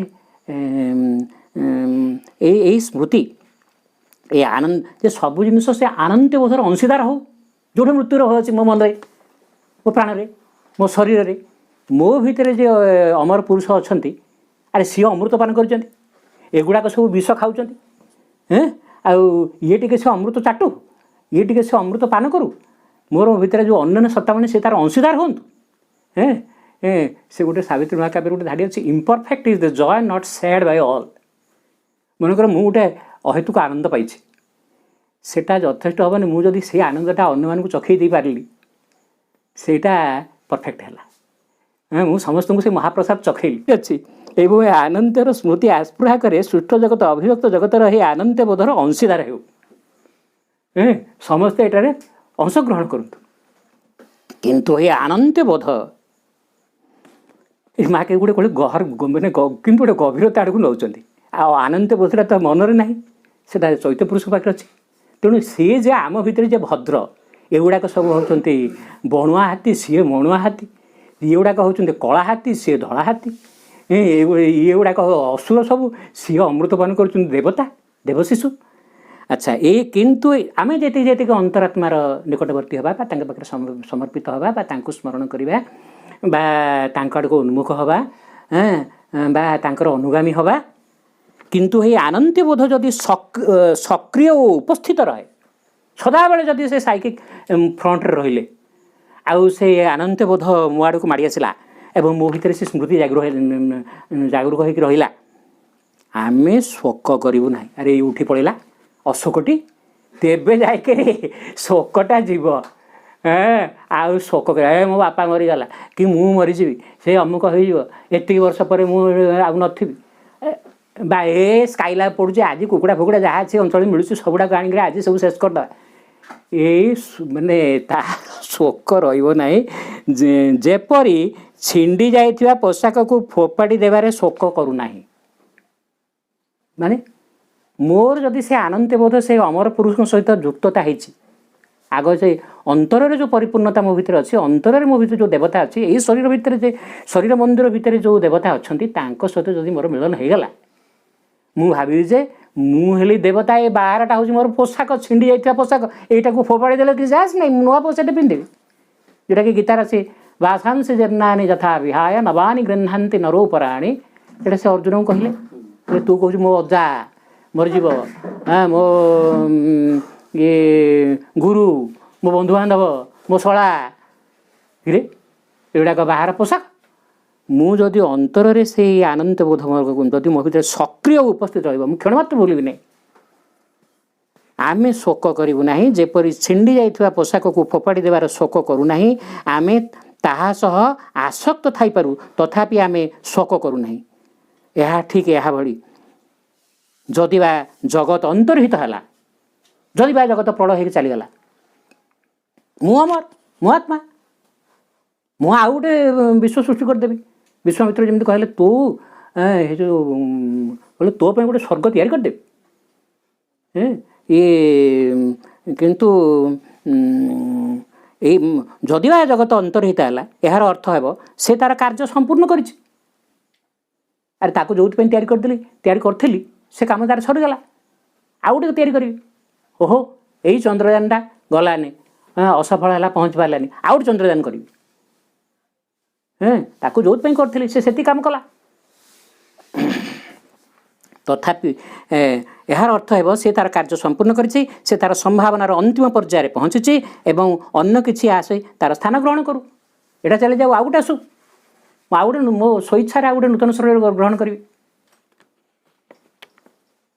माँ तापर कहले मु एही अभिलेखर पूरा वक्ररेखा को अनुसरण करिछि माने आजिकल सब कथाटा बजेट कौन सब कथाटा ग्राफ आकार देखो ना कि ये मो जीवनटा जब गोटे नदी हुए कि गोटे ऊर्ध्वरेखा हुए गोटे वक्ररेखा हुए से कहले ये सृष्टि रूपक वक्ररेखाटा माँ कह माने सृष्टि आरंभ एपर्यंत ये सृष्टि रूपक एटा जो गोटे अभिलेखरे प्रकाश करा जाए यही मु एही अभिलेखर पूरा वक्ररेखा को अनुसरण करिछि तुमे जेबे चेतनार ओ प्रगति रे क्षुद्र तुमे आवश्यक कर पृथ्वी अंतर्हित न हेउ मु चेतनार जिते गोटे निम्न स्तर अच्छी से भावे अरे मो परिवार लोक सब मरीजे कि पृथ्वी ध्वंस हो मुझे चाहिए कि ना ना ना थाऊ यहाँ थी तो आम कि गोटे कौन भोग करूँ कि गोटे कौन चलती ना तेणु मो चेतनाटा जिते सीमित अवस्था अच्छी गोटे सीमित क्षुद्र अवस्था अच्छी मुझे ना ना जमी जमी अच्छी एटा थाऊ ये पृथ्वीटा सेमती अंतर्हित न हो एटा अंतर्हित न हो यह अनंत काल तिष्ठि रहू से निजक रूपांतर कर चलो किंतु यह सही पृथ्वी हो चलो किछि दिन पर जेबे तुम्हें अधिकतर परिपक्व हेब तुम्हें यहाँ कम गुरुत्व देव अरे यही पृथ्वी गले जाऊ आउ गोटे पृथ्वी हम हाँ से खातिर कर पृथ्वी चेतना जो सीमित अच्छी कहते ना ना रोना यहाँ रही सब ये तो सब चलीज एवं सब आम हरइबू ना जी जी चेतनाटा आम परिपक्व हम मुझे अनंत को जी मो भर धारण करी किसी दिन पर जब तुम्हें अधिकतर परिपक्व हो तुम्हें यहाँ कम गुरुत्व देव एवं तुम्हें जितेबाला आनंद बोध सह सतत संयुक्त हो जो जोगयुक्त अवस्थाटा से एक हो गलु से अनंत अंत अनंत आम दुई जन जाक एक हो गलु मु अनंत हो गली यह केवल मामूली निर्वाचन प्रश्न हो रही इच्छा कले पृथ्वी रे एटा को ग्रहण करें इच्छा कले एटा को वर्जन करें यहाँ मोर बाह्य रूप यहाँ मो ऊपर गोटे माने मु देवता सी मंदिर अरे मो मंदिरटा जब भांगीगला आ गए मंदिर तैयारी हम हाँ आहरी भल कर हम मोर आउ ए भंगा रोजा उपर मोर से गुरुत्व देवी मु तार दास नुह मु तार ऊर्धरे एवं तुम्हें जितेबाला आनंद बोध सह सतत संयुक्त हो रहा केवल मामूली निर्वाचन प्रश्न हो रही मो इच्छा कले मुझे ग्रहण करेंगे मो इच्छा कले वर्जन करी किसी दिन पूर्वे मन ना केतेबेले किंतु खूब निकटरे पूरा सकाळटा मु एही दिव्य चेतनारे वास कली माने जे सृष्टिर ऊर्ध्वरे जे सब निर्माण और विध्वंसर ऊर्ध्वरे कले एही चेतनारे मु दीर्घकाल ये चेतनारे सकाळटा पूरा ये चेतना वास कली देखिली ସତାର କ୍ରମ ବିକାଶର ଅଭିଲେଖକୃତ ବକ୍ରରେଖାରେ ଏହି ପ୍ରକାର ଆବଶ୍ୟକତା ଯାହା ବଦ୍ଧମୂଳ ହୋଇ ରହିଥିବାର ଜଣାପଡ଼ୁଛି। ତାହେଲେ ବହୁତ ଲୋକ ସେ ନିମ୍ନ ପର୍ଯ୍ୟାୟରେ ଅଛନ୍ତି। ମା କହିଲେ ମୁଁ ସେ ଚେତନାକୁ ଅନୁଭବ କଲି, କିନ୍ତୁ ଏବେ ଏଠି ବର୍ତ୍ତମାନ ଯେଉଁ ଲୋକ ସବୁ ଅଛନ୍ତି ସେ ସବୁ ନା ନା ଏଇଟା ଥାଉ, ନା ଏଇଟା ଥାଉ। ସିଏ ତାଙ୍କ ଭିତରେ ଏଇ ଯେଉଁ ମୁକ୍ତତା, ଏଇ ମୁକ୍ତବୋଧ, ଏଇ ଜିନିଷରେ ସେ ପହଞ୍ଚି ନାହାନ୍ତି। ଅଧିକାଂଶ ଲୋକ ଚାହୁଁଛନ୍ତି ତାଙ୍କ ଯାହା ବଦ୍ଧମୂଳ ହୋଇ ରହିଥିବା ଜଣାପଡ଼ୁଛି ଏହି ପାର୍ଥିବ ଜୀବନ ଅସୀମ କାଳ ପାଇଁ ଦୀର୍ଘାୟିତ ହୋଇ ରହୁ ବୋଲି। ସିଏ ଯେମିତି ବର୍ତ୍ତମାନ ଚାଲିଛି ଏଇଟା ଚାଲିଥାଉ, ଏଟାକୁ ସେ ଛାଡ଼ିବା ପାଇଁ ରାଜି ନୁହନ୍ତି। ଏଇଟା ହଉ। ଏହି ଆବଶ୍ୟକତା ବସ୍ତୁ ରୂପ ଗ୍ରହଣ କଲା, ସେ ଆଉ ବଦ୍ଧମୂଳ ନୁହେଁ। କିନ୍ତୁ ମା କହୁଛନ୍ତି ତାଙ୍କ ଭିତରେ ଏଇ ଜିନିଷଟା ଆଉ ବଦ୍ଧମୂଳ ହେଇକି ତାଙ୍କ ଭିତରେ ନାହିଁ। ଏହା ଯେମିତି ଏକ ନାଟକ ଦର୍ଶନ ଏବଂ ତାହା ଉପରେ ବିଚାରଣା। ତାମାନେ ମୁଁ ଏଇ ସୃଷ୍ଟି ରୂପକ ନାଟକକୁ ଦେଖୁଛି, ଏଠି କେତେ ଭାଙ୍ଗୁଛି, କେତେ ଯେମିତି ମାନେ ଅର୍ଜୁନକୁ ସେ କହୁଛନ୍ତି ଆରେ ତୁ ଯୁଦ୍ଧ କରିବୁ କ'ଣ ନ କରିବୁ କ'ଣ, ମୁଁ ସେଗୁଡ଼ାକ ମାରି ପକାଇ ସାରିଛି, ମୁଁ ମାରି ସାରିଛି, ଦେଖ। ମାନେ ତାଙ୍କ ଭିତରେ ଅତୀତ ବର୍ତ୍ତମାନ ଭବିଷ୍ୟତ ସବୁଟାକୁ ସେ ଧାରଣ କରିଛନ୍ତି ନା।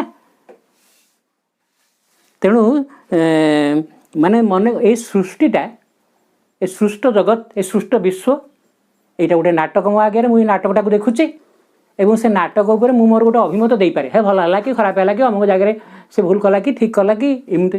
ତାମାନେ ମୁଁ ତାଠୁ ସମ୍ପୂର୍ଣ୍ଣ ଭାବରେ ଅଲଗା। ଏହା ଯେମିତି ଏକ ନାଟକ ଦର୍ଶନ ଏବଂ ତାହା ଉପରେ ବିଚାରଣା ଯେ ତାହା ଏପରି ହେବା ଉଚିତ ନା ସେପରି, ଏହା ଦୃଷ୍ଟିକୋଣ ଜନିତ ଏକ ଗୁରୁତ୍ୱପୂର୍ଣ୍ଣ ପରିବର୍ତ୍ତନ। ସେଇ ଯେଉଁ ଅଲ୍, ସେ ସମଥିଙ୍ଗ ଯିଏ ସୃଷ୍ଟିର ଉର୍ଦ୍ଧ୍ୱରେ, ଯେମିତି ସୃଷ୍ଟିଟା ଯଦି ଗୋଟେ ଅନନ୍ତ ନାଗ ହୁଏ, ବିଷ୍ଣୁ ତା ମୁଣ୍ଡ ଉପରେ ଛିଡ଼ା ହେଇଛନ୍ତି ନା। ସୃଷ୍ଟି ରୂପକ ସର୍ପର ତା ମସ୍ତକ ଉର୍ଦ୍ଧ୍ୱରେ ବିଷ୍ଣୁ ପାଦ ରଖିକିରି ବିଷ୍ଣୁ ଛିଡ଼ା ହେଇଛନ୍ତି ନା। ତେଣୁ ସେ ସୃଷ୍ଟିର ଉର୍ଦ୍ଧ୍ୱରେ, ଶେଷ କାରଣ ପର, ଅନନ୍ତ, ମାନେ ଅନନ୍ତ ଯଦି ଏକ ସର୍ପ ହୁଅନ୍ତି ସେ ଅନନ୍ତଙ୍କ ଉପରେ ଅଛନ୍ତି। ଆଚ୍ଛା, ଏହା ଠିକ୍ ଏକ କଳା, ବିଭିନ୍ନ ଆଙ୍ଗେଲରୁ କହୁଛନ୍ତି। ଗୋଟେ ନାଟକ ଭାବରେ କହିଲେ ଏବଂ ଗୋଟେ ଗ୍ରାଫ୍ ଆକାରରେ କ'ଣ ହେଲେ ସେ କେମିତି କ'ଣ କହିଲେ। ଏହା ଠିକ୍ ଏକ କଳାକାରର ଦୃଷ୍ଟିଭଙ୍ଗୀ। ମନେକର ମୁଁ ଜଣେ କଳାକାର, ଏ ସୃଷ୍ଟିଟା ଆମର କଳା, ଗୋଟେ ଅଙ୍କନ। କଳାକାର ନିଜକୁ ଚିତ୍ରରେ ପ୍ରକାଶ କରେ। ପ୍ରଥମ ଅଙ୍କନ, ଆରେ ମୁଁ ପ୍ରଥମେ ବ୍ରସ୍ଟା ମାରୁ ମାରୁ କ'ଣ ପରଫେକ୍ସନ୍ ହେଲା କି, ପୁଣି ଆହୁରି ଟିକେ ତାକୁ ସଜେଇଲି, ଆହୁରି ତାକୁ ସଜେଇଲି, ବିଭିନ୍ନ ପ୍ରକାର ରଙ୍ଗ ଦେଲି। ପ୍ରଥମ ଅଙ୍କନ, ଦ୍ୱିତୀୟ ଅଙ୍କନ, ତୃତୀୟ ଅଙ୍କନ, ଯେତେ ଥର ସିଏ ଚାହେଁ ସେତେ ଥର। ଶେଷରେ ଏକ ପୂର୍ଣ୍ଣାଙ୍ଗ ଛବି ଆଙ୍କିବା ପରେ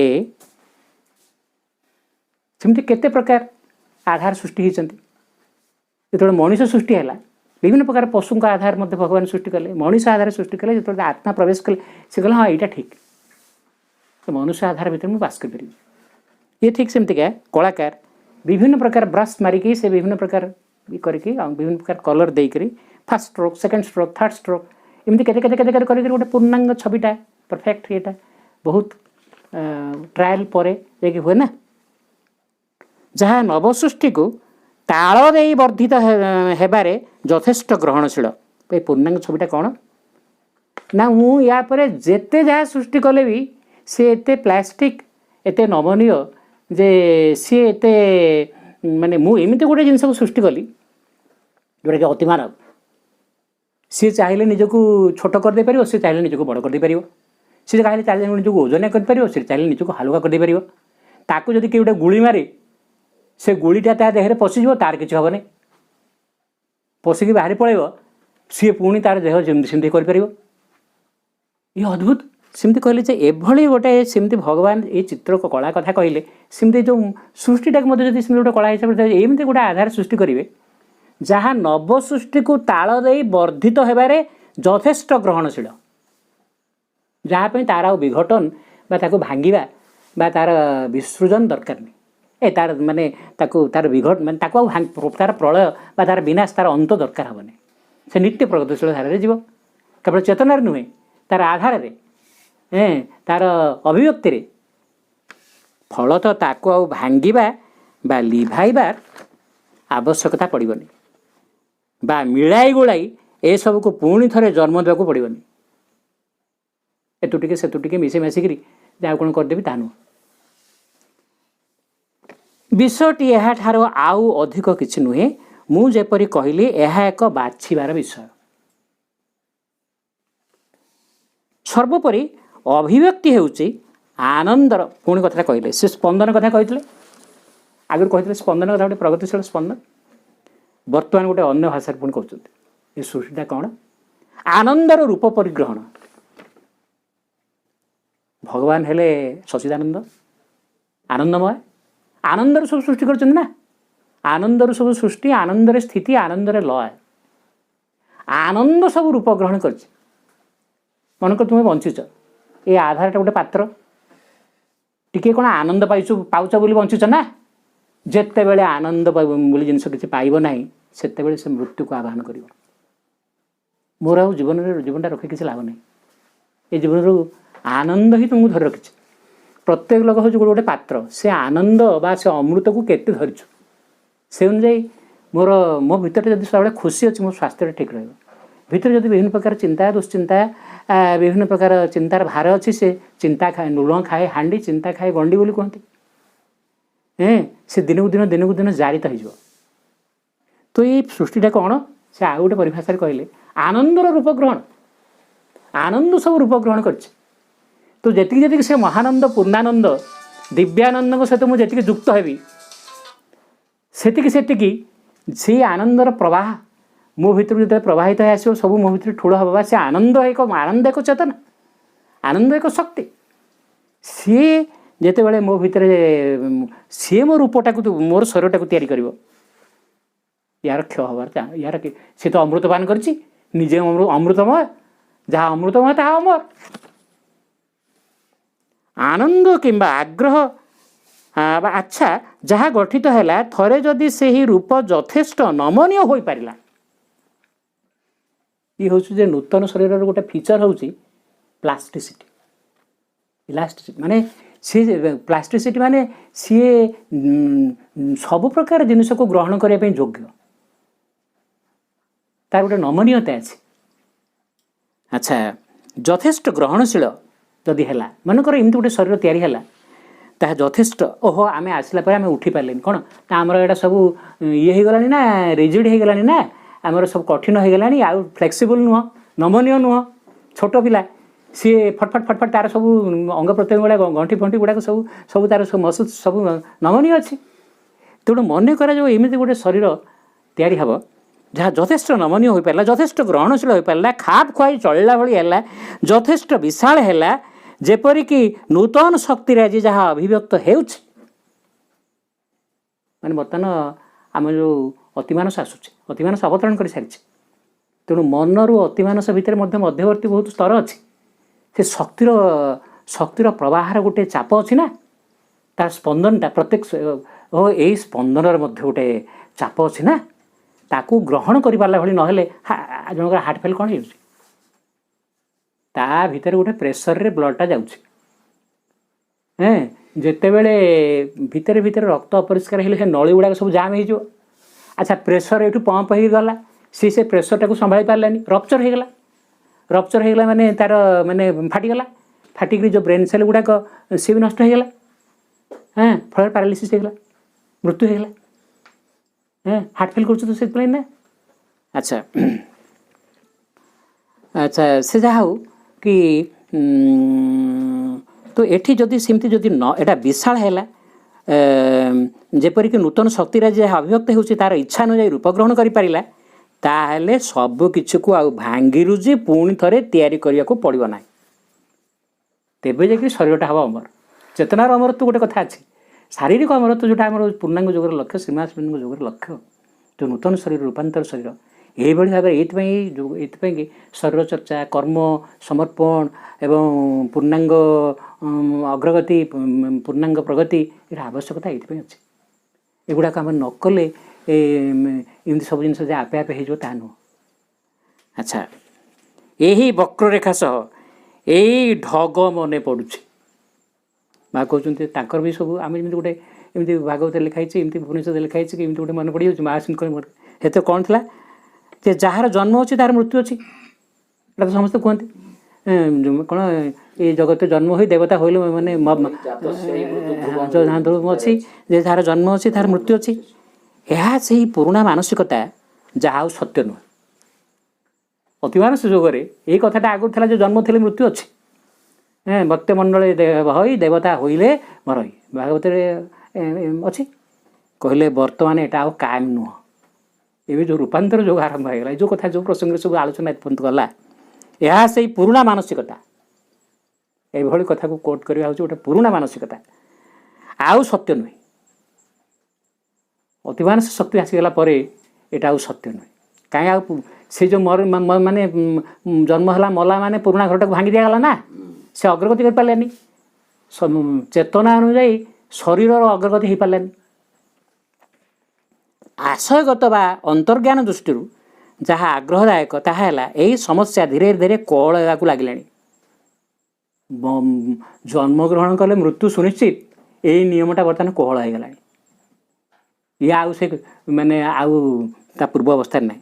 ବା ଏକ କେନ୍ଦ୍ରବିନ୍ଦୁରୁ କହିଲେ ଠିକ୍ ହେବ, ଲଘୁ ହୋଇପଡ଼ିଲାଣି, ହାଲୁକା ହେଇଗଲାଣି। ଆଚ୍ଛା, ମନେ ହେଉଛି ଏହା ସମାନ କଥା, ତତ୍ତ୍ୱ ନୁହେଁ। ସେ ସମାନ ବିଧାନ ବ୍ୟକ୍ତି ପାଇଁ ଏଇ ଯେଉଁ କଥାଟା। ତାପରେ ମା କହିଲେ, ଯେବେ ଜଣେ ଏହାକୁ ପ୍ରକାଶ କରିବାକୁ ଯାଏ, କଥାଟା ଏମିତି କଥାରେ କହିଦିଆଗଲା, ଏଇଟା ତ ପୁଣି ମାନେ ସତରେ ସତରେ ଘଟିବ ନା ନାହିଁ। ମା ଗୋଟେ ଓଲ୍ଟ ପାଲ୍ଟ ହେବାର ଗୋଟେ ଅଙ୍ଗଭଙ୍ଗୀ ଦେଖେଇଲେ। କହିଲେ ଏଇଟା ଆମେ ମନେ କରନ୍ତୁ ଏଇ ବିଷୟଟା ଆଜି ଆମର ଏଇ ପାଲାକାର ଭାଇ ଶୁଣିଲେ, ସେ ବର୍ତ୍ତମାନ ୟାକୁ ନେଇକରି ଗୋଟେ ବର୍ତ୍ତମାନ ପାଲା ଗୋଟେ ଲେଖିକରି ଗୋଟେ ଏମିତି ଗୋଟେ ପାଲା କରିବେ। କହିଲେ ପାଲା ଗଲାବେଳକୁ, ଆଚ୍ଛା ସାବିତ୍ରୀ ଶ୍ରୀମନ୍ତ ରଚନା କରିଛନ୍ତି, ତୁମେ ଓଡ଼ିଆରେ ଅନୁବାଦ କର, ବଙ୍ଗଳାରେ ରଚନା କର, ଯେଉଁ ଭାଷାରେ ରଚନା କର, ଆଉ ଟିକେ ବଙ୍କା ଟଙ୍କା ଆଉ ମୂଳ ଶୁଦ୍ଧତାଟା ରହିବ କି? ଇଏ ସେମିତିକା ମଣିଷ ଯେପର୍ଯ୍ୟନ୍ତ କଥାଟାକୁ ଉପଲବ୍ଧି ନ କରିଛି, ମନେ କରନ୍ତୁ ଏ ଅନାଦି ବାବୁ ଯେପର୍ଯ୍ୟନ୍ତ ଯେଉଁ ସବୁ ଆଲୋଚନା ଆମର ହେଲା, ସେଇ ଅନାଦିଙ୍କୁ ଯେପର୍ଯ୍ୟନ୍ତ ଅନୁଭବ କରିନାହାନ୍ତି, ଖାଲି ନାଁଟା ଅନାଦି ହେଇଛି ନା, କଥାରେ କହିଲା ବେଳକୁ ସବୁ ଓଲଟପାଲଟ ହେଇଯିବ। କଳାଟାକୁ ସେଇ ଓକିଲ ଯେମିତିକା କଳାଟାକୁ ଧଳା କରିଦେଉଛି, ଧଳାଟାକୁ କଳା କରିଦେଉଛି, ମଣିଷ କଥାରେ କହିଲା ବେଳକୁ ଯଦି ଉପଲବ୍ଧି ନଥିବ, ସିଏ ସବୁ ବେଙ୍ଗା କରିକି ଥୋଇବ। ଏବଂ କ'ଣ ଇଏ ସବୁ ଇଏ କ'ଣ ମାଙ୍କଡ଼ ହେଇଗଲା ବୋଲି କୁହନ୍ତି, ଦିଅ ଖୋଳୁ ଖୋଳୁ ବାନ୍ଦର ହେଲା ଭଳି ଇଏ ସେ ସବୁ ବାନ୍ଦର କରିଦେବ, ବେଙ୍ଗା କରିଦେବ। ଏ ମା ସେ କଥାଟା କହୁଛନ୍ତି ଯେ ଏଇ ଯେଉଁ କଥା ଉପରେ ଆଲୋଚନା ଏପର୍ଯ୍ୟନ୍ତ ହେଲା, ଯେ ଜଣେ ଏହାକୁ ପ୍ରକାଶ କରିବାକୁ ଯାଏ, ମା ଓଲଟପାଲଟ ହେବାର ଅଙ୍ଗଭଙ୍ଗୀ ଦେଖାଇଲେ। ଯେକୌଣସି ଜିନିଷ ମୁଁ ଏହି ଅନୁଭୂତି ସେହି ଦିବ୍ୟ ଚେତନା ସହ, ମା କହିଥିଲେ ମୁଁ ଗୋଟେ ଓଳି ସେଇ ଚେତନାରେ ବାସ କଲି, ସେହି ତାଙ୍କ ନାଁ ବର୍ତ୍ତମାନ ଆଉ ଗୋଟେ ନାଁଟା ଚେଞ୍ଜ କରିଦେଲେ, ସେହି ସେ ଏକକ ବା ଏକ, ଆଗରୁ କହିଥିଲେ ବର୍ତ୍ତମାନ ନାଁଟା ଚେଞ୍ଜ କରିଦେଲେ ସର୍ବ, ଅଲ୍। ଭଗବାନଙ୍କର ଗୋଟେ ନାଁ ସର୍ବ ନା, ସେ ସବୁ। ଆଚ୍ଛା, ତାଙ୍କୁ ବର୍ତ୍ତମାନ କହିବା ଯେ ସିଏ ହେଲେ ସେଇ ସର୍ବ। ସେଇ ସର୍ବ ସହ କି ସେଇ ଦିବ୍ୟ ଚେତନା ସହ, ସେଇ ସର୍ବଙ୍କ ସହ କି ସମ୍ପର୍କ ଅଛି ଦେଖିଲି ଯେ ତା ସହିତ ଆମର ଏଇ ଯେଉଁ ପୂର୍ଣ୍ଣ ସହିତ ଖଣ୍ଡର କ'ଣ ସମ୍ପର୍କ ଅଛି। ଖଣ୍ଡଟା ଯେତେବେଳେ ପୂର୍ଣ୍ଣ କଥା କହିବ, ସବୁ ଖଣ୍ଡିଆ କରିଦେବ ନା ଆଉ। ସେ ପୂର୍ଣ୍ଣ କେଉଁଠି ଚାଖିଛି ନା ଦେଖିଛି ଯେ ପୂର୍ଣ୍ଣ ବିଷୟଟା ଠିକ୍ ଭାବରେ ବର୍ଣ୍ଣନା କରିପାରିବ। ତେଣୁ ମୋ ଯେକୌଣସି ଜିନିଷ ଏହି ଅନୁଭୂତି ସେହି ଦିବ୍ୟ ଚେତନା ସହ, ସେହି ସର୍ବଙ୍କ ସହ କି ସମ୍ପର୍କ ଅଛି ଦେଖିଲି। ସେହି ସର୍ବଙ୍କ ସହ ମନୁଷ୍ୟର ଏହି ପୃଥିବୀର ଚେତନା ସହ, ସେହି ସର୍ବଙ୍କ ସହ, ଏହି ଅଭିବ୍ୟକ୍ତ ବିଶ୍ୱ ସହ, ସେ ଚେତନା ସହ ଓ ସମଗ୍ର ବିଶ୍ୱ ସେହି ସର୍ବଙ୍କ ସହ ଏହି ଅବର୍ଣ୍ଣନୀୟ ଘଟଣା। ଏଇଟା ତ କେଉଁ ଭାଷାରେ ବର୍ଣ୍ଣନା କରିହେବନି। ତାଙ୍କ ସହିତ ଏଇ ଯେଉଁ ଯେତେ ପ୍ରକାର ଖଣ୍ଡ, ଓହୋ କେଉଁ ଖଣ୍ଡଟା ଟିକେ ସାନ, କେଉଁ ଖଣ୍ଡଟା ଟିକେ ବଡ଼, କିନ୍ତୁ ୟାର ଯେଉଁ ସମ୍ପର୍କ, ଏଇ ଖଣ୍ଡଟା ପୂର୍ଣ୍ଣ କଥା ଭାବିଲାଣି ତ, ଏଇ ଖଣ୍ଡଟା ପୂର୍ଣ୍ଣ ସହିତ ଯୁକ୍ତ ହେବା ପାଇଁ ସାଧନା ଆସ୍ପୃହା କଲାଣି ତ, ଏଇ ଖଣ୍ଡଟା ପୂର୍ଣ୍ଣ ହେଲାଣି କି, ପୂର୍ଣ୍ଣକୁ ଆବିଷ୍କାର କଲାଣି କି ସମ୍ପର୍କ ଅଛି। ଆଚ୍ଛା, ଯଦି ସେ ତା ସହିତ ମୋର ଦର୍ଶନ ହେଇନି, ଧାରଣା ନାହିଁ, ମୁଁ ଖାଲି କ'ଣ ଗୋଟେ କ'ଣ ପଡ଼ିପାଡ଼ିକିରି ଏମିତି ଗୋଟେ ଖାଲି କହିଦେଲି କି ଗାଇଦେଲି କି ଇଏ କରିଦେଲି, ହେଇଗଲା, ସବୁ ଉଲଟପାଲଟ କରିଦେବ। ସବୁ ଓଲଟପାଲଟ କରିଦେବ କରୁଛନ୍ତି ମଧ୍ୟ। ଏହି ଅବର୍ଣ୍ଣନୀୟ ଘଟଣା ଯାହା ହେଲା ଚେତନାର ଏକ ପ୍ରତ୍ୟେକ ବିନ୍ଦୁରେ, କିନ୍ତୁ ମା କହୁଛନ୍ତି ପ୍ରକୃତରେ ସେ ପୂର୍ଣ୍ଣ କହିଲେ ଯେ ଖାଲି କେଉଁ ଉପରେ ଏମିତି ଅଛନ୍ତି ଯେମିତି ଆମେ ପତାକା ମାରିଛେ ସେମିତି ନୁହଁ, ସେ ସବୁ ଜାଗାରେ ବି ଅଛନ୍ତି। ଉଗ୍ର ବୀରମ୍ ମହାବିଷ୍ଣୁମ୍ ଜ୍ୱଳନ୍ତମ୍ ବିଶ୍ୱତୋ ମୁଖମ୍ ନୃସିଂହମ୍ ଭୀଷଣମ୍ ଭଦ୍ରମ୍ ମୃତ୍ୟୁ ମୃତ୍ୟୁ ନମାମ୍ୟହମ୍। ଇଏ ପ୍ରହ୍ଲାଦ କହିଲା ସେ ସବୁ ଜାଗାରେ ବିଷ୍ଣୁଙ୍କୁ ଦେଖୁଛି, ସେ ବିଷ୍ଣୁଙ୍କୁ। ସେ କାହିଁ ଯେତେ ଉପାୟ କଲା, ସେ ପାଣିରେ ପକାଇଦେବା ପାଇଁ ଚାହିଁଲା, ପାଣି ଭିତରେ ବିଷ୍ଣୁ ଅଛନ୍ତି, ତାକୁ କେମିତି କ'ଣ ଟେକି କ'ଣ ଥୋଇଦେଲେ। ସେ ତ ହେଲେ ଭଗବାନ ହେଲେ ସବୁଠୁ ଲଘୁ, ସେ ସବୁଠୁ ଗୁରୁ, ସବୁଠୁ ଲଘୁ। ସେ ପକାଇଦେଲେ କ'ଣ ହେଲା, ଇଏ ତାଙ୍କର ସେ ସୂକ୍ଷ୍ମରେ ଯେଉଁ ଅଛନ୍ତି ସେ ତାଙ୍କର ବାହୁରାଣୀ ତାକୁ ଟେକିକି ତାକୁ ଥୋଇଦେଲେ। ସେ ଅଗ୍ନି ଭିତରେ ତାଙ୍କୁ ଜାଳିଦେବା ପାଇଁ, ବିଷଧର ସର୍ପଙ୍କ ଦ୍ୱାରା ଦଂଶିତ କରିବା ପାଇଁ ଯେମିତି ଯାହା କଲେ, ସବୁଠି ତ ଭଗବାନ ଅଛନ୍ତି। ସେ ଚାହିଁଲେ ବିଷଟାକୁ ବି ସେ ଅମୃତରେ ପରିଣତ କରିପାରିବେ। ସିଏ ଏଠି ଚମ୍ପଲାରେ ଆସିଥିଲେ, ପ୍ରଚଣ୍ଡ ଶୀତ ଏବଂ ଜାନୁଆରୀ ମାସ। ଏଠି ଗୋଟେ ଆମର ଡାଳିଗୁଡ଼ାରେ ଗୋଟେ ସ୍ପେଶାଲ ଶୀତ ଅଛି। ହାଡ଼ ଯେତେବେଳେ ଥରିବ ଜାଣିଲୁ ଯେ ଡାଳିଗୁଡ଼ା ଶୀତ ପଡ଼ିଲା, ହାଡ଼ଟା ଯେତେବେଳେ ଥରିବ। ଆଚ୍ଛା, ମୁଁ କଟକରୁ ବେଳେବେଳେ ଆସିଲା ବେଳକୁ ଏ ଟାଙ୍ଗିଠୁ ଖସିଲା ବେଳକୁ ଶୀତ ଟିକେ ଚେଞ୍ଜ ହେବ। ଏ ବିଶ୍ୱନାୟକାଣୀ ଫାର୍ମ ବେଳକୁ ଆସିଲା ବେଳକୁ ପୁଣି ସେ ଯେଉଁ ପାହାଡ଼ ଖୋଲ ଦେଇକି ଗୋଟେ ହାୱା ଆସେ ନା, ଶୀତଟା ପୁଣି ଇଏ ସବୁ ଆଜିକାଲି ସବୁ ଯାଉଛନ୍ତି, ଇଏ ସବୁ ଯାଉଛନ୍ତି ଆଜିକାଲି ଲାଗୁଥିବେ। ସେତେବେଳେ ପୁଣି ଆମେ କ'ଣ, ଆମର ଗୋଟେ ମାନେ ସ୍ୱେଟର ବି ନାହିଁ, ମୁଁ ଖାଲି ଏଇ ସାର୍ଟଟା ପିନ୍ଧିକିରି ଆସେ। ଆଚ୍ଛା, ତେଣୁ ହାୱାଟା ବେଶୀ ଜୋର ଧରିବ ଏବଂ ଶୀତଟା ଜଣାପଡ଼ିବ। ମୁଁ ଆସିକି ଯେତେବେଳେ ସେଇ ଯେଉଁ ଅଭୟପୁର ରାସ୍ତା ସେଇଟାକୁ କ୍ରସ୍ କରିକି କରଞ୍ଜି ଛକରେ ପହଞ୍ଚିବି, ଇଆଡ଼େ ସେ ଯେଉଁ ସିଆଡ଼କୁ ଯେଉଁ ବଡ଼ ବଡ଼ ପାହାଡ଼ ଅଛି, ସେ ପବନଟା ବୁଲିକି ସିଆଡ଼େ ଆସେ ନା, ସେଠି ଥାର୍ଡ଼ ଗିୟର, ମାନେ ଶୀତର ଥାର୍ଡ଼ ଗିୟରଟା ସେଇଠି ମୋତେ ଲାଗେ। ଇଏ କଥା ଯେମିତି ଯେ, କିନ୍ତୁ କଥାଟା ସେୟା ନୁହଁ। ଏଇ ଯେଉଁ ପରମ, ସେ ପରମା ବାବୁ ଆସିଗଲେ, ସେ ପରମ ଆଜ୍ଞା, ଆପଣ ଅନାଦି ସେ ପରମ, ଇଏ ଧ୍ରୁବ ଶାଶ୍ୱତ। ଆମର ସମସ୍ତଙ୍କର ଭଗବାନଙ୍କ ନାଁ ଦିଆହେଇଛି ନା।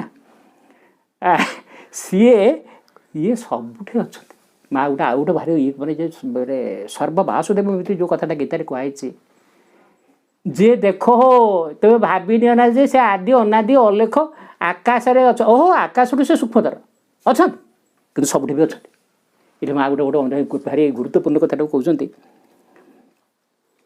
ଯେ ଯାହା ହେଲା ଚେତନାର ପ୍ରତ୍ୟେକ ବିନ୍ଦୁରେ, ବିନ୍ଦୁ ଭିତରେ ସିନ୍ଧୁ ଅଛି, ସିନ୍ଧୁ ଭିତରେ ବିନ୍ଦୁ ଅଛି, ପିଣ୍ଡରେ ବ୍ରହ୍ମାଣ୍ଡ ଅଛି, ବ୍ରହ୍ମାଣ୍ଡ ଭିତରେ ପିଣ୍ଡଟା ଅଛି।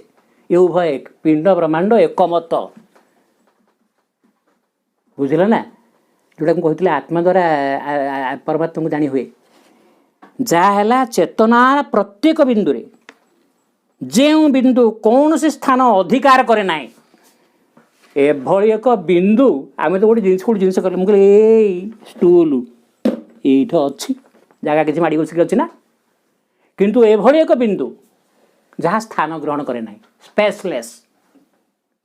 ସେଟା ସେଇ ଯେଉଁ ଅଲ୍, ସେଇ ଯେଉଁ ୱାନ୍, ସେଇ ଯେଉଁ ସମଥିଙ୍ଗ, ସେଇ ଯେଉଁ ଦ୍ୟାଟ୍ ବିଷୟରେ ଏପର୍ଯ୍ୟନ୍ତ ଆଲୋଚନା ହେଉଛି ନା, ସିଏ ଚେତନାର ଗୋଟେ ଭୂମିରେ ସ୍ପେସଲେସ୍ ଆଉ ଟାଇମଲେସ୍। କାଳରେ ମାପି ହେବନି କି ଦେଶ କାଳ ପାତ୍ରର ଅତୀତ, ଦେଶ କାଳ ପାତ୍ର ଏଇଟା ତାଙ୍କ ଦ୍ୱାରା ସୃଷ୍ଟ, ତାଙ୍କର ସୃଷ୍ଟିକର୍ତ୍ତା ୟାର ଊର୍ଦ୍ଧ୍ୱରେ। ସେ କହୁଛନ୍ତି ଯାହା ହେଲା ଚେତନାର ପ୍ରତ୍ୟେକ ବିନ୍ଦୁରେ ଯେଉଁ ବିନ୍ଦୁ କୌଣସି ସ୍ଥାନ ଅଧିକାର କରେ ନାହିଁ, ଚେତନାର ପ୍ରତ୍ୟେକ ବିନ୍ଦୁ ସମସ୍ତ ଅନୁଭୂତିକୁ ଧାରଣ କରିବାକୁ ସମର୍ଥ। ଏଭଳି ଏକ ବିନ୍ଦୁ ଅଛି, ଚେତନାର ବିନ୍ଦୁ, ସବୁ ପ୍ରକାର ବିନ୍ଦୁକୁ ସେ ଧାରଣ କରିବାକୁ ସମର୍ଥ। ସିଏ ସର୍ବ। ଏହା ବର୍ଣ୍ଣନା କରିବା ଖୁବ୍ କଠିନ। କହିଲେ ଏ କଥାକୁ, ମୋର ଏଇ ଅନୁଭୂତିକୁ କୌଣସି ଭାଷାରେ ବର୍ଣ୍ଣନା କରିହେବନି। ଆଉ ଯିଏ ବର୍ଣ୍ଣନା କରିବ ସବୁ ଓଲଟପାଲଟ କରିଦେବ। ଯେଉଁ ଲୋକର ସେ ଅନୁଭୂତି ନାହିଁ, ସେ ଯଦି ବର୍ଣ୍ଣନା କରିବାକୁ ଯିବ, କେଉଁ ଭାଷାଟା ତୁମେ ଯେଉଁ ଭାଷା ବ୍ୟବହାର କରିବ, ଏ ମନୁଷ୍ୟକୁ ବୁଝିବା ପାଇଁ ମାନୁଷୀ ଭାଷାଟା ତ ବ୍ୟବହାର କରିବ ନା। ଏଇଟା ତ ମାନୁଷୀ ଚେତନାର ଉଦ୍ଧାର କଥା, ତେଣୁ ସେ ଅବର୍ଣ୍ଣନୀୟ। ଜଣେ କହିପାରେ କେବଳ ସୀମାବନ୍ଧନ ହିଁ ଭିନ୍ନତା ସୃଷ୍ଟି କରେ।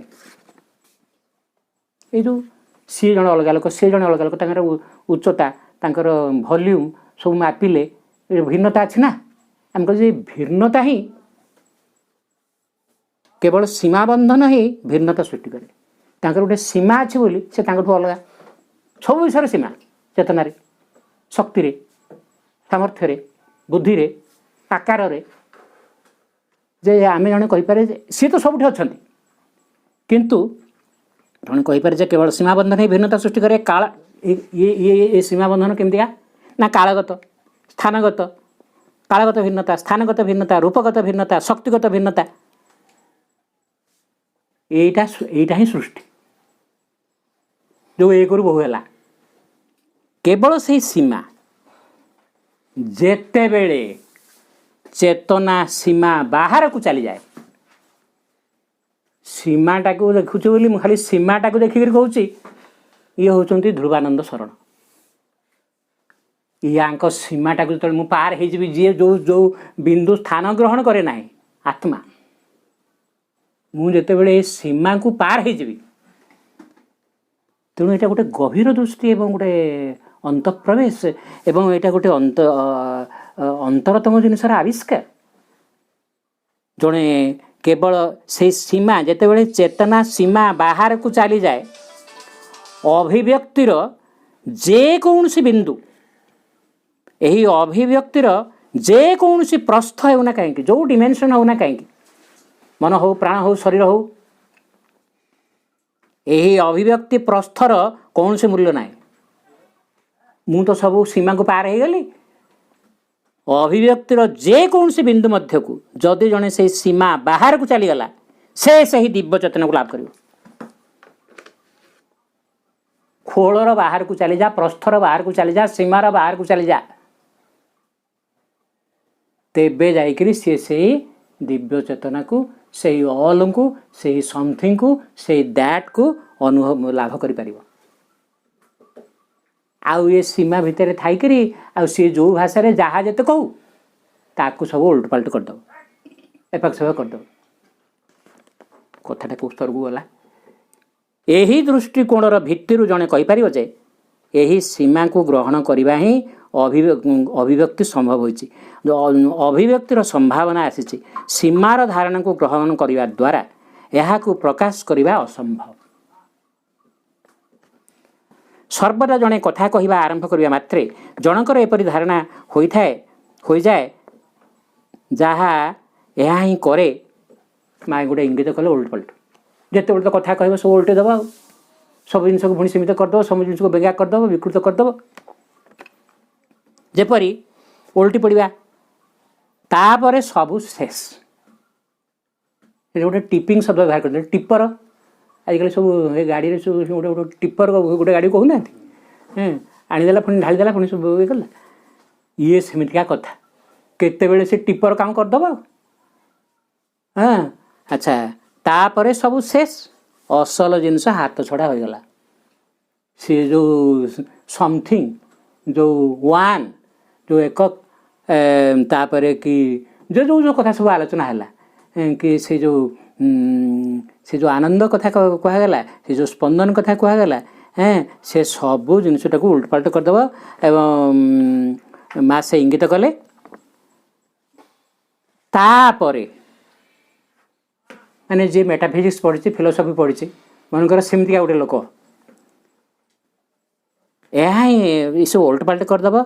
ଯେଉଁ କୌଣସି ଭାଷା ଆମେ ବ୍ୟବହାର କରିବେ, ତାପରେ ଅତିଭୌତିକ ମେଟାଫିଜିକାଲ ଅର୍ଥ ଆସିଯାଏ ଓ କହେ, ଜଣେ ଏହାକୁ ଏପରି ମନେ କରିବ, ଏପରି ବୁଝିବା ଯେ ସେହି ଶବ୍ଦମାନ ବ୍ୟବହାର କରି ପ୍ରତ୍ୟେକ ବିନ୍ଦୁ ସେହି ଦିବ୍ୟ ଚେତନାର ଅସୀମତା ଓ ଅନନ୍ତକୁ ଧାରଣ କରିଛି ଏବଂ ଏହା କେବଳ ଶବ୍ଦ, ତୁଚ୍ଛା ଶବ୍ଦ ମାତ୍ର। ତୁମେ ଦାର୍ଶନିକ ଭାଷାରେ କୁହ, ଆମେ ସବୁ ତ ପ୍ରଥମେ କହିଥିଲେ ଦ୍ୱୈତ, ଅଦ୍ୱୈତ, ବିଶିଷ୍ଟାଦ୍ୱୈତ, ତୁମେ ଯେକୌଣସି ପରିଭାଷା ବ୍ୟବହାର କର, କିନ୍ତୁ ଅନୁଭୂତିର ଏହି ସମ୍ଭାବନା ରହିଛି। ଏହା ଯେପରି ସ୍ଥାନର ବାହାରକୁ ଚାଲିଯିବା ଭଳି। ଏକଥା କହିବା ମଜା ଲାଗିବ, ଏପରି କି ମାନେ ସେ କହୁଛନ୍ତି, ତୁମେ ଯଦି ସୀମାଟାକୁ ଅତିକ୍ରମ କରିଗଲ ତୁମ ଚେତନା ଦ୍ୱାରା, ଏପରିକି ପଥର, ଏପରିକି ନିଶ୍ଚିତ ଭାବରେ ଜଳ, ଅଗ୍ନି, ଇଏ ସମସ୍ତଙ୍କୁ ଅତିକ୍ରମ କରିକି ଅଛି, ପୁଣି ସମସ୍ତଙ୍କ ଭିତରେ ବି ଅଛି। ସିଏ ସବୁ ପୁଣି ହେଇଛନ୍ତି। ପ୍ରତ୍ୟେକ ବିନ୍ଦୁ ସେହି ଦିବ୍ୟ ଚେତନାର ଅସୀମତା ଓ ଅନନ୍ତକୁ ଧାରଣ କରିଛି। ଏହା କେବଳ ଶବ୍ଦ, ତୁଚ୍ଛା ଶବ୍ଦ ମାତ୍ର, କିନ୍ତୁ ଅନୁଭୂତିର ଏହି ସମ୍ଭାବନା ରହିଛି। ଅନୁଭୂତିର କ'ଣ ସମ୍ଭାବନା ରହିଛି? ଏହା ଯେପରି ସ୍ଥାନର ବାହାରକୁ ଚାଲିଯିବା ଭଳି ଏ କଥା କହିବା ମଜା ଲାଗିବ। ଏପରିକି ପଥର, ଏପରିକି ଓହୋ ନିଶ୍ଚିତ ଭାବରେ ଜଳ, ଅଗ୍ନି ମଧ୍ୟରେ ଏହି ଦିବ୍ୟ ଚେତନାର ଶକ୍ତି ଅଛି। ତେଣୁକରି ସେ ପ୍ରହ୍ଲାଦକୁ ମାରିବା ପାଇଁ ସବୁ ଉପାୟ କଲା। ସେ କହିଲା କି ସବୁ ଉପାୟ ଫେଲ୍। ସେ କହୁଛି ମୁଁ ସବୁଠି ବିଷ୍ଣୁଙ୍କୁ ଦେଖୁଛି, ସବୁଠି ବିଷ୍ଣୁ ଅଛନ୍ତି, ବିଷ୍ଣୁ ତାକୁ ସୁରକ୍ଷା ଦେଉଛନ୍ତି। କହିଲେ ବିଷ୍ଣୁ ସବୁଠି ଅଛନ୍ତି? ଆରେ ମୁଁ ବିଷ୍ଣୁଠୁ ବଡ଼, କ'ଣ ବିଷ୍ଣୁ ହେଉଛୁ? ସବୁଠି ଅଛନ୍ତି। ସେତେବେଳେ ମାନେ ତା ମୁଣ୍ଡକୁ ଚଢ଼ିଗଲା କଥାଟା। କହିଲେ ସବୁଠି ଅଛନ୍ତି, ଏଇ ଖୁଣ୍ଟ ଭିତରେ ଅଛନ୍ତି, ଏ ପିଲାର ଭିତରେ ଅଛନ୍ତି? କହିଲେ ହଁ ଅଛନ୍ତି। ତାପରେ ତ ଯେମିତି ଖଣ୍ଡାରେ ଚୋଟ ମାରିବାକୁ ବାହାରିଛି। ପିଲାର କହିଲେ କ'ଣ କି ଆମ ଶରୀର ଭିତରେ ଯେଉଁ ମେରୁଦଣ୍ଡ ଭିତରେ ଯେଉଁ ସ୍ପାଇନାଲ୍ କଲମ୍ ଭିତରେ ଷଡ଼ଚକ୍ର ତା ଭିତରେ ଅଛନ୍ତି ନା, ଆହୁରି ସୂକ୍ଷ୍ମରେ ଅଛନ୍ତି, ସଟଲ୍ ଫିଜିକାଲରେ ଅଛନ୍ତି, ଅପରେସନ୍ କଲେ ବାହାରିବନି। ଇଏ କେଉଁ ନୃସିଂହ କେଉଁଠୁ ବାହାରିଲେ? ସିଏ ନୃସିଂହ ଷଟ୍ତାପିନୀ ଗୋଟେ ଉପନିଷଦ ଅଛି। ଯେଉଁ ଖମ୍ବ ଭିତରେ, ଯେଉଁ ସୂକ୍ଷ୍ମ ଖମ୍ବ ଭିତରେ ଷଡ଼ଚକ୍ର ଅଛନ୍ତି, ସେଇଠି ନୃସିଂହ ଅଛନ୍ତି। ନୃସିଂହ ଷଟ୍ତାପିନୀ ଆଉ ନୃସିଂହ ତାପିନୀ। ତପ ହେଉଛି ଅଗ୍ନି, ସେ ନୃସିଂହ ହେଉଛନ୍ତି ଅଗ୍ନି, ବ୍ରହ୍ମାଗ୍ନି। ଏଇ ସାଧାରଣ ଅଗ୍ନି ନୁହନ୍ତି, ଯିଏ ସମଗ୍ର ବିଶ୍ୱଟାକୁ ଧ୍ୱଂସ କରିଦେଇପାରିବାର ଶକ୍ତି ଅଛି ଏକ ମୁହୂର୍ତ୍ତରେ। ସିଏ ସେ ନୃସିଂହ ନା। ସିଂହର ପ୍ରତୀକ ଦିଆହେଇଛି ଗୋଟେ, ସେ ଶକ୍ତିର ପ୍ରତୀକ ବୋଲି। ଖାଲି ଜ୍ଞାନ ନୁହେଁ, ଶକ୍ତି। ଏବଂ ସେ ଯେଉଁ ନୃସିଂହ ସିଏ ବିଶାଳ, କେଉଁଠି ନାହାନ୍ତି ତୁମେ କହିପାରିବନି। ଯେଉଁ ଯେତେବେଳେ ସେ ଯେଉଁ ନାଭି ବ୍ରହ୍ମ ଯେଉଁଟା ଆମର 12 ବର୍ଷରେ ଯେଉଁଟା ପୁରୀରେ ଯେଉଁ ପରିବର୍ତ୍ତନ ହୁଏ, ମାନେ ବ୍ରହ୍ମ ପରିବର୍ତ୍ତନ ହୁଏ, ସେତେବେଳେ ଏଇ ମନ୍ତ୍ରଟା ନୃସିଂହ ମନ୍ତ୍ର ପଢ଼ିକିରି ବ୍ରହ୍ମ ପରିବର୍ତ୍ତନ ହୁଏ। ଯେଉଁ ମନ୍ତ୍ର ମୁଁ ପଢ଼ିଲି, ଉଗ୍ରବୀରମ୍ ମହାବିଷ୍ଣୁମ୍ ଜ୍ୱଳନ୍ତମ୍ ବିଶ୍ୱତୋମୁଖମ୍। ତାଙ୍କ ମୁହଁଟା ବିଶ୍ୱ ସାରା ସବୁଠି ଅଛି, ଜ୍ୱଳନ୍ତ ଅଗ୍ନିମୁଖ। ଉଗ୍ରବୀରମ୍ ମହାବିଷ୍ଣୁମ୍ ଜ୍ୱଳନ୍ତମ୍ ବିଶ୍ୱତୋମୁଖମ୍ ନୃସିଂହମ୍ ଭୀଷଣମ୍। ତାଙ୍କ ଶକ୍ତି ଭୀଷଣ, ଭୀଷଣମ୍ ଭଦ୍ରମ୍ ମୃତ୍ୟୁମ୍ ନମାମ୍ୟହମ୍। ସେ ମୃତ୍ୟୁର ମୃତ୍ୟୁ କରିପାରନ୍ତି, ତାଙ୍କୁ ମୁଁ ପ୍ରଣାମ କରୁଛି। ଏଠି କହୁଛନ୍ତି ଯେ ଜଳ, ନିଶ୍ଚିତ ଭାବରେ ଜଳ ଅଗ୍ନି ମଧ୍ୟରେ ଏହି ଦିବ୍ୟ ଚେତନାର ଶକ୍ତି ଅଛି। ସେହି ମୂଳ ବା ସେ ଆଦି, ଯାହା ଶବ୍ଦ ଆସିଲେ ବି ତାହା ନିର୍ବୋଧତା। ଯେଉଁ ଶବ୍ଦ ତୁ ବ୍ୟବହାର କରି କୁହ, ତାହା ନିର୍ବୋଧତା। ତୁ ସେଇ ତାଙ୍କୁ ପ୍ରକାଶ କରିପାରିବନି ଭାଷାରେ। ସେହି ସାରତମ ପ୍ରାଥମିକ, ଏ ଯେତେ ଶବ୍ଦ ବ୍ୟବହାର କର କାହାର କିଛି ମାନେ ନାହିଁ। ଅନନ୍ତ, ଅସୀମ, ଦିବ୍ୟ ଚେତନା ଏସବୁ ଅର୍ଥହୀନ ଯେପର୍ଯ୍ୟନ୍ତ ଏଟା ଉପଲବ୍ଧିରେ ପରିଣତ ରହିଛି। ଏହା ଏହି ଭାବ ଆଣିଦେଉଛି ଯେପରି କାଚ ଉପରେ ଧୂଳି ବିଞ୍ଚି ଦିଆଯାଉଛି। ଯଦି ସେଇ ପରମ ବ୍ରହ୍ମ, ସେଇ ସର୍ବ, ସେ ଯଦି କାଚ ହୁଅନ୍ତି, କାଚ ଭଳି ସ୍ୱଚ୍ଛ ହୁଅନ୍ତି, ତୁ ଯାହା କହୁଛୁ ତାଙ୍କ ଉପରେ ଆହୁରି ଧୂଳି ପକାଇ ଦେଉଛୁ, ଉଲଟ ପଲଟ କରିଦେଉଛୁ। ତାର ସ୍ୱଚ୍ଛତାକୁ ଘୋଡ଼ାଇ ଦେବା ପାଇଁକି ତୁ ଯାହା କହିଲେ ତା ସ୍ୱଚ୍ଛତା ଆସିବ ନାହିଁ, ତାପରେ ଧୂଳି ବିଞ୍ଚି ଦେଉଛୁ। ପରିଶେଷରେ ଉପସଂହାର ଭାବରେ ଏହି ଅନୁଭୂତିକୁ ପୁନର୍ବାର ଲାଭ କରି ଏହି ଗତ କେତେ ଦିନ ହେଲା ଅନୁଭବ କରୁଛି, ଏହା ବିରାଜମାନ କରୁଛି ସାର୍ବଭୌମ ଭାବେ। ଏହା ଯେ ନାହିଁ କେଉଁଠୁ ପଳେଇ ଯାଇଛି ତା ନୁହଁ, ଇଏ ହେଉଛି ସେ ଅତିମାନସ। ସେ ସାର୍ବଭୌମ ଭାବରେ ବିରାଜମାନ କରୁଛି। ସିଏ ହେଲେ ସୁପ୍ରିମ। ଯେତେ ବଡ଼ ଅସୁର ହ, ସିଏ ଚାହିଁଲେ ତତେ ଶେଷ କରିଦେଇପାରିବେ। ଏହା ସାର୍ବଭୌମ ଭାବରେ ଏଇଠି ଅଳ୍ପ ଅଛି, ସେଇଠି ବେଶୀ ଅଛି। ଇଏ ଜଳରେ, ଏଇ ସ୍ଥଳରେ, ଯେଉଁ ଜାଗାରେ ସବୁ କହିଗଲା ପ୍ରହ୍ଲାଦ, ଯେଉଁ ଜାଗାରେ କହିଗଲା, ଏ ସବୁ ଜାଗାରେ ଏହା ସାର୍ବଭୌମ ଭାବେ, ଏହା ସବୁକିଛି ଉପରେ ରାଜତ୍ୱ କରୁଛି। ଏହା ବିରାଜମାନ କରୁଛି ସାର୍ବଭୌମ ଭାବେ। ସମସ୍ତ କିଛି କାମ କାର୍ଯ୍ୟାବଳୀ ସତ୍ତ୍ୱେ ଏହା ସବୁକିଛି ଉପରେ ରାଜତ୍ୱ କରୁଛି। କୌଣସି ସୂତ୍ର ସହ ଆସକ୍ତି, ଯାହା ଯୁଗ ଯୁଗ ଧରି ଲୋକଙ୍କୁ ଉଦ୍ବେଳିତ କରି ରଖିଛି, ଯିଏ ଯେଉଁ ପନ୍ଥାରେ ଅଛି, ତାର ଗୋଟେ ମନର ଧାରଣା ଅନୁଯାୟୀ ବା ତାର ତାଙ୍କ ଗୁରୁଙ୍କ ଉପଲବ୍ଧି ଅନୁଯାୟୀ, ଏ ଅନୁଯାୟୀ ସେ ଗୋଟେ ପ୍ରକାର ଭଗବାନଙ୍କୁ ଧରିଛି। କହିଲେ ଏପର୍ଯ୍ୟନ୍ତ ଯେତେ ସୂତ୍ର, ଯେତେ ତତ୍ତ୍ୱ, ଯେତେ ଧର୍ମ, ଯେତେ ସମ୍ପ୍ରଦାୟ, ଯାହା ଯୁଗ ଯୁଗ ଧରି ଲୋକଙ୍କୁ ଉଦ୍ବେଳିତ କରି ରଖିଛି ତାହା ମୋତେ ପିଲାଳିଆ ବୋଧ ହେଉଛି। କହିଲେ ମା ଯେଉଁ ଉପଲବ୍ଧିରେ ପହଞ୍ଚିଛନ୍ତି, ସିଏ ଯେଉଁ ଅଲ୍କୁ ଅନୁଭବ କରିଛନ୍ତି, ଶରୀର ସ୍ତରରେ ବି ଅନୁଭବ କରୁଛନ୍ତି, ଯିଏ ସର୍ବତ୍ର ବିରାଜମାନ ଅଛନ୍ତି ଏବଂ ପୂର୍ଣ୍ଣ ଶକ୍ତିରେ ବିରାଜମାନ, ପୂର୍ଣ୍ଣ ଶକ୍ତିରେ ରାଜତ୍ୱ କରୁଛନ୍ତି। ମଣିଷ ଯେତେ ଯାହା ଯେଉଁ ସମ୍ପ୍ରଦାୟର ଯାହା ଯାହା ଯାହା ଯାହା ଯାହା ଯାହା ହଉ, ସିଏ ତା କଥାଟା ମୋତେ ପିଲାଳିଆ ବୋଧ ହେଉଛି।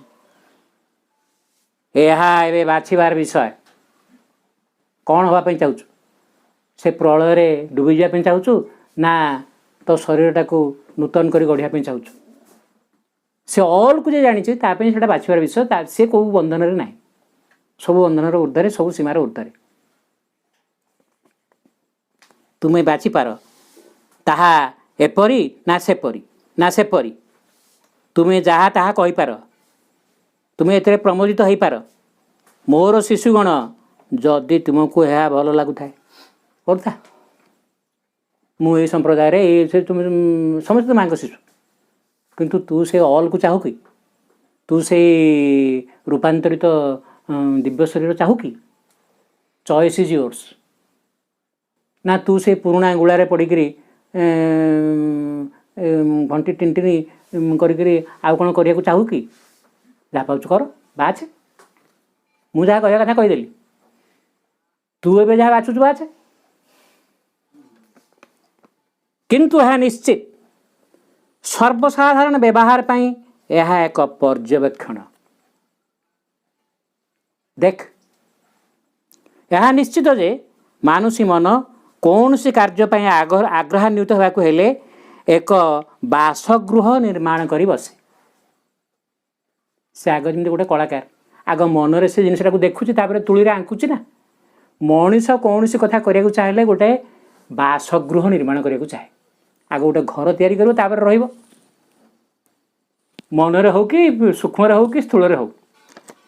ଅଧିକରୁ ଅଧିକ ବଡ଼, ଅଧିକରୁ ଅଧିକ ପୂର୍ଣ୍ଣ ମଣିଷ ଭାବୁଛି କି ନାହିଁ, ଆରେ ଘରଟେ କରିବି ଯେ ସେଥିରେ ବାଥରୁମ୍ ଥିବ, ସବୁ ପୁଣି ଥିବ, ସେଥିରେ ଗିଜର ଲାଗିଥିବ, ସେଥିରେ ପୁଣି କ'ଣ ସେ ଏୟାର କଣ୍ଡିସନ୍ ଥିବ। ଦିନକୁ ଦିନ ପୁଣି ଘରଟାକୁ ସଜେଇକିରି ଆହୁରି ଭଲ କରିବାକୁ ଚାହୁଁଛି ନା ନାହିଁ।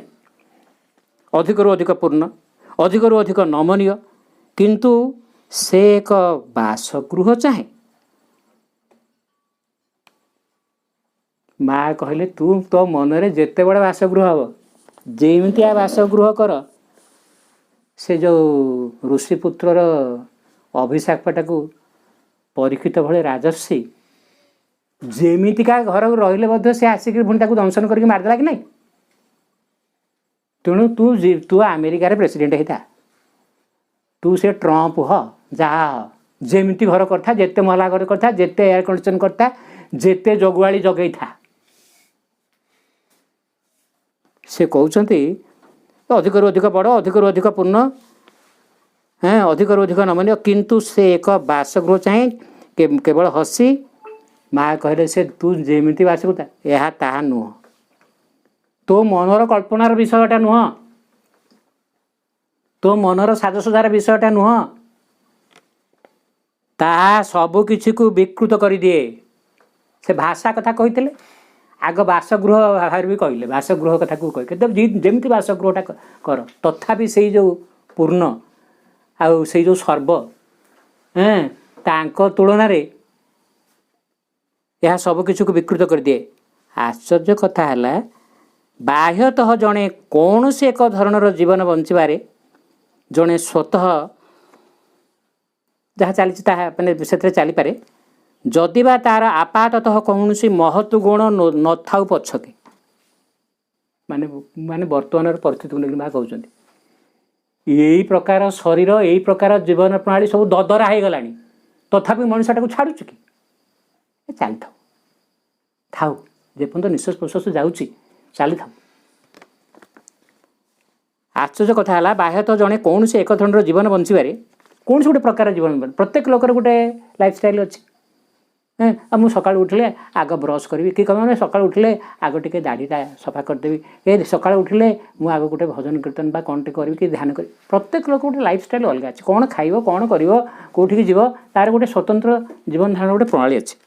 ମା କହୁଛନ୍ତି ଆଶ୍ଚର୍ଯ୍ୟ କଥା ହେଲା, ବାହ୍ୟତଃ ଜଣେ କୌଣସି ଧରଣର ଜୀବନ ବଞ୍ଚିବାରେ ଜଣେ ସ୍ୱତଃ କରିଚାଲେ जदि बा तार आपाततः कौन से महत् गुण न थाऊ पछके आज सब ददरा तदरा सब हो गला कौन से महत् गुण ये महत् उद्देश्य न थी से गोटे जांत्रिक भाव में गतानुगतिक भाव में गोटे जीवन यापन करुच्चे तार अभ्यासगत आसक्ति न थाऊ पाखे पछके आगुरी लोक भावुला निशटा को एमती काटि ये कटि गोटे हिरो भाई देखा कि एमती पोशाक पिंधि कि अमुक पिंधि समझ आजिकल किसी न था कि तार आवश्यकता नथिले भी सी गोटे कलार गोटे टे गारटे मारिदे कौन टे आउ टे मानने नवजुवकर गोटे बेशटा टी अंत बाहर को देखला भाई सजाड़ू कि ना भीतर सब ददरा हो गला। अच्छा से कथा कहते तार आउ से अभ्यासगत शक्ति न था पछके ताहा गृहीत हुए और स्वतः बंचवा हुए एक प्रकार अनुभव और क्रियानुभूति सह किंतु यह अनुभव बा इंद्रियानुभूति नुहे यह एक प्रकार एक सूक्ष्म अवबोध से किछि जो समथिंग एते विशाल जे ताकू संज्ञा देई हेब नहीं जहाँ चाहे मु कहली चाहे किंबा मु कहे निर्वाचन करे किंतु यह संकल्प करे किंतु यह एक दिव्य संकल्प जहाँ मानुष इच्छा भली कार्य करे नहीं किंतु से यह इच्छा करे जहाँ तांको इच्छारे पवन बहुची तांको इच्छारे सबु देवता माने तांको इच्छारे सूर्य उदय होची तांको इच्छारे मेघ वर्षा करुची सी जे सबू कोठे जाकि सोईचंती ऊर्ध्वरे ता नुह सी एठे भी अछंती एवं सबु कथा मध्य तांको इच्छारे परिचालित होची किंतु एक दिव्य संकल्प जहाँ मानुष इच्छा भली कार्य करे नहीं किंतु से यह इच्छा करे जहाँ यह इच्छा करे यह देखे यह निरूपण करे सब मत से देखुची सब कथा डिसाइड भी करुची अर्थात सी निर्गुण गुणी निर्गुण पुणी तथापि सगुण तथापि से क्रियारत तथापि सब कथा इच्छा और संकल्प अनुजाई नियंत्रित होची प्रत्येक वस्तु मध्यरे पुणी कथाटा कनक्लूसिव आम कनक्लूडिंग लाइन आड़ को जाऊँगी प्रत्येक वस्तु मध्यरे यही ज्योतिर्मय स्वर्णिम आप्तकाम स्पंदन आवश्यकता अनुजाई सर्वशक्तिमान यह पृष्ठभूमि यह आनिदिए एक यथार्थ निरामयता आमे जदि तांको सहित युक्त हवा ना सर्वंक सहित मुहूर्तक सब रोग दूर हो जड़े निरामय सब मंगलमय एवं सब विघ्न सी हेले विघ्न विनाशक विघ्न विनायक गोटे मुहूर्तक से निरामयता आसीज जे मु अमर मु सुस्थ से जो शरीर जे जो शारीरिक स्तर जो उपलब्धि आसो ये भी से अच्छा ये भी सब कथा निर्णय कर सब कथा देखुं ये सब कथा संकल्प कर मानस धारा नुह यथार्थ निरामयता मंगलमयतार सुनिश्चितता मैंने तांकर उपलब्धि ये सी भी अच्छा ये भी से अतिमान शक्ति अवतरण कर सी आनीपारे एक यथार्थ निरामयता अर्थात गोटे मंगलमयतार सुनिश्चितता कहीं मो लोम हल पारे प्रहलादर टिके कौन भय था सदाबले से निर्भीक मोर किसी हेनी मु विष्णु को कूल अच्छी चेतना द्वारा स्पंदित होती सब सर्वत्र देखुची सी मोर प्रभु बोली सी मोर प्रभु सी मुझे समर्पित तो यही कथाटा जितेबाला मुझे सहित युक्त होकर कथाटा को कहबी ये अनुभव कथाटा आसो से जानी सी किए पुणी गोटे कौन संज्ञा दे हेनी किंतु विभिन्न प्रकार शब्द व्यवहार करके आम भर से कथा को से विश्वास से कथा को सृष्टि करने सी हेले किए ना यथार्थ निरामयता शिव शिव माने कौन जहाँ हूँ सुस्थ जहाँ उत्तम जहाँ सुंदर सत्य शिव सुंदर शिव माने जहाँ कल्याणमय जहाँ निरामय शिवमस्तु मैंने शुभमस्तु सी शुभ हाँ सी निरामय भगवान हेले सी जी होचुंते गोटे निरामयता बा मंगलमयतार सुनिश्चितता जोटा क्षय हबार ना मोटू पड़े मान मोर मु बर्तमान निरोग बर्तमान सुस्थ पर मुहूर्त मु असुस्थता नुह जी हेले नित्य नित्य शिव नित्य मंगलमय नित्य निरामय यही सुनिश्चितता बोध आसो सटिच्यूड तांकु टिके माँ कहले यहाँ तो सब हाएस्ट लेवल कथाटा कह दिगला आउ टिके स्टेप डाउन आउ टिके निम्न करके जदि आम कहवा कौन कहवा आउ टिके निम्न को चेतन खसिले ताहा प्रकाश करे ताले से किए से तो पुणी गोटे खाली चेतना नुहति से जड़े व्यक्ति एवं से जड़े पुरुष तांको आम कौन कहवा सदय आनंदर स्मित हास्य सी किए बराबर हसुचंती कृष्ण को मुहर केते गोटे चिंता अच्छी ना सदाबले कृष्ण होचंती हास्यमय एवं गोटे स्मित हास्य माने तांकर कि अरे जार समस्या अच्छी अभाव अच्छी सीमा अच्छी भय अच्छी सीए ता मुहटारे टिके विषन्नता कालिबा कि गोटे ग्लानि कि गोटे म्लान बोध अच्छी जो भगवान हेले पूर्ण आप्तकाम आउ जी हेले सार्वभौम आउ जी हेले आनंदमय जी सच्चिदानंद को तांको मुहर तो सदाबले हास्य स्मित हास्य कि प्रकार स्मित हास्य ना सी तो पूर्ण आम कथाटा कौट आरंभ होता कि सी हेले इंटीजर सी पूर्ण संख्या आम भग्न पुणी दशमिक पुणी पुनः पौनिक किंतु से आम प्रति तांकर मनोभावटा कौन अरे सी माँ आम संतान आम प्रति तांकर कि मनोभाव सदय आनंदर स्मित हास्य माने तथापि से करुणामय कल्याणमय तथापि आमको साहाय्य करने सदा उद्यत आमको देखिकी से तथापि तांको स्मित हास्यटा तांकर से आनंदर प्रेमर से स्मित हास्यटा तथापि झरी आस एवं ताहा मुहूर्तक आमर सब अशुभ मंद दुख को पोछि दे पारे से सामर्थ्य से आवश्यकता अनुजाई माने सी होचंती सर्वोच्च माने से सार्वभौम भाव में विचरण करुछंती एवं सर्वोच्च शक्ति को से बहन करके अछंती कौन जे से करि न पारिबे तार किसी सीमा नहीं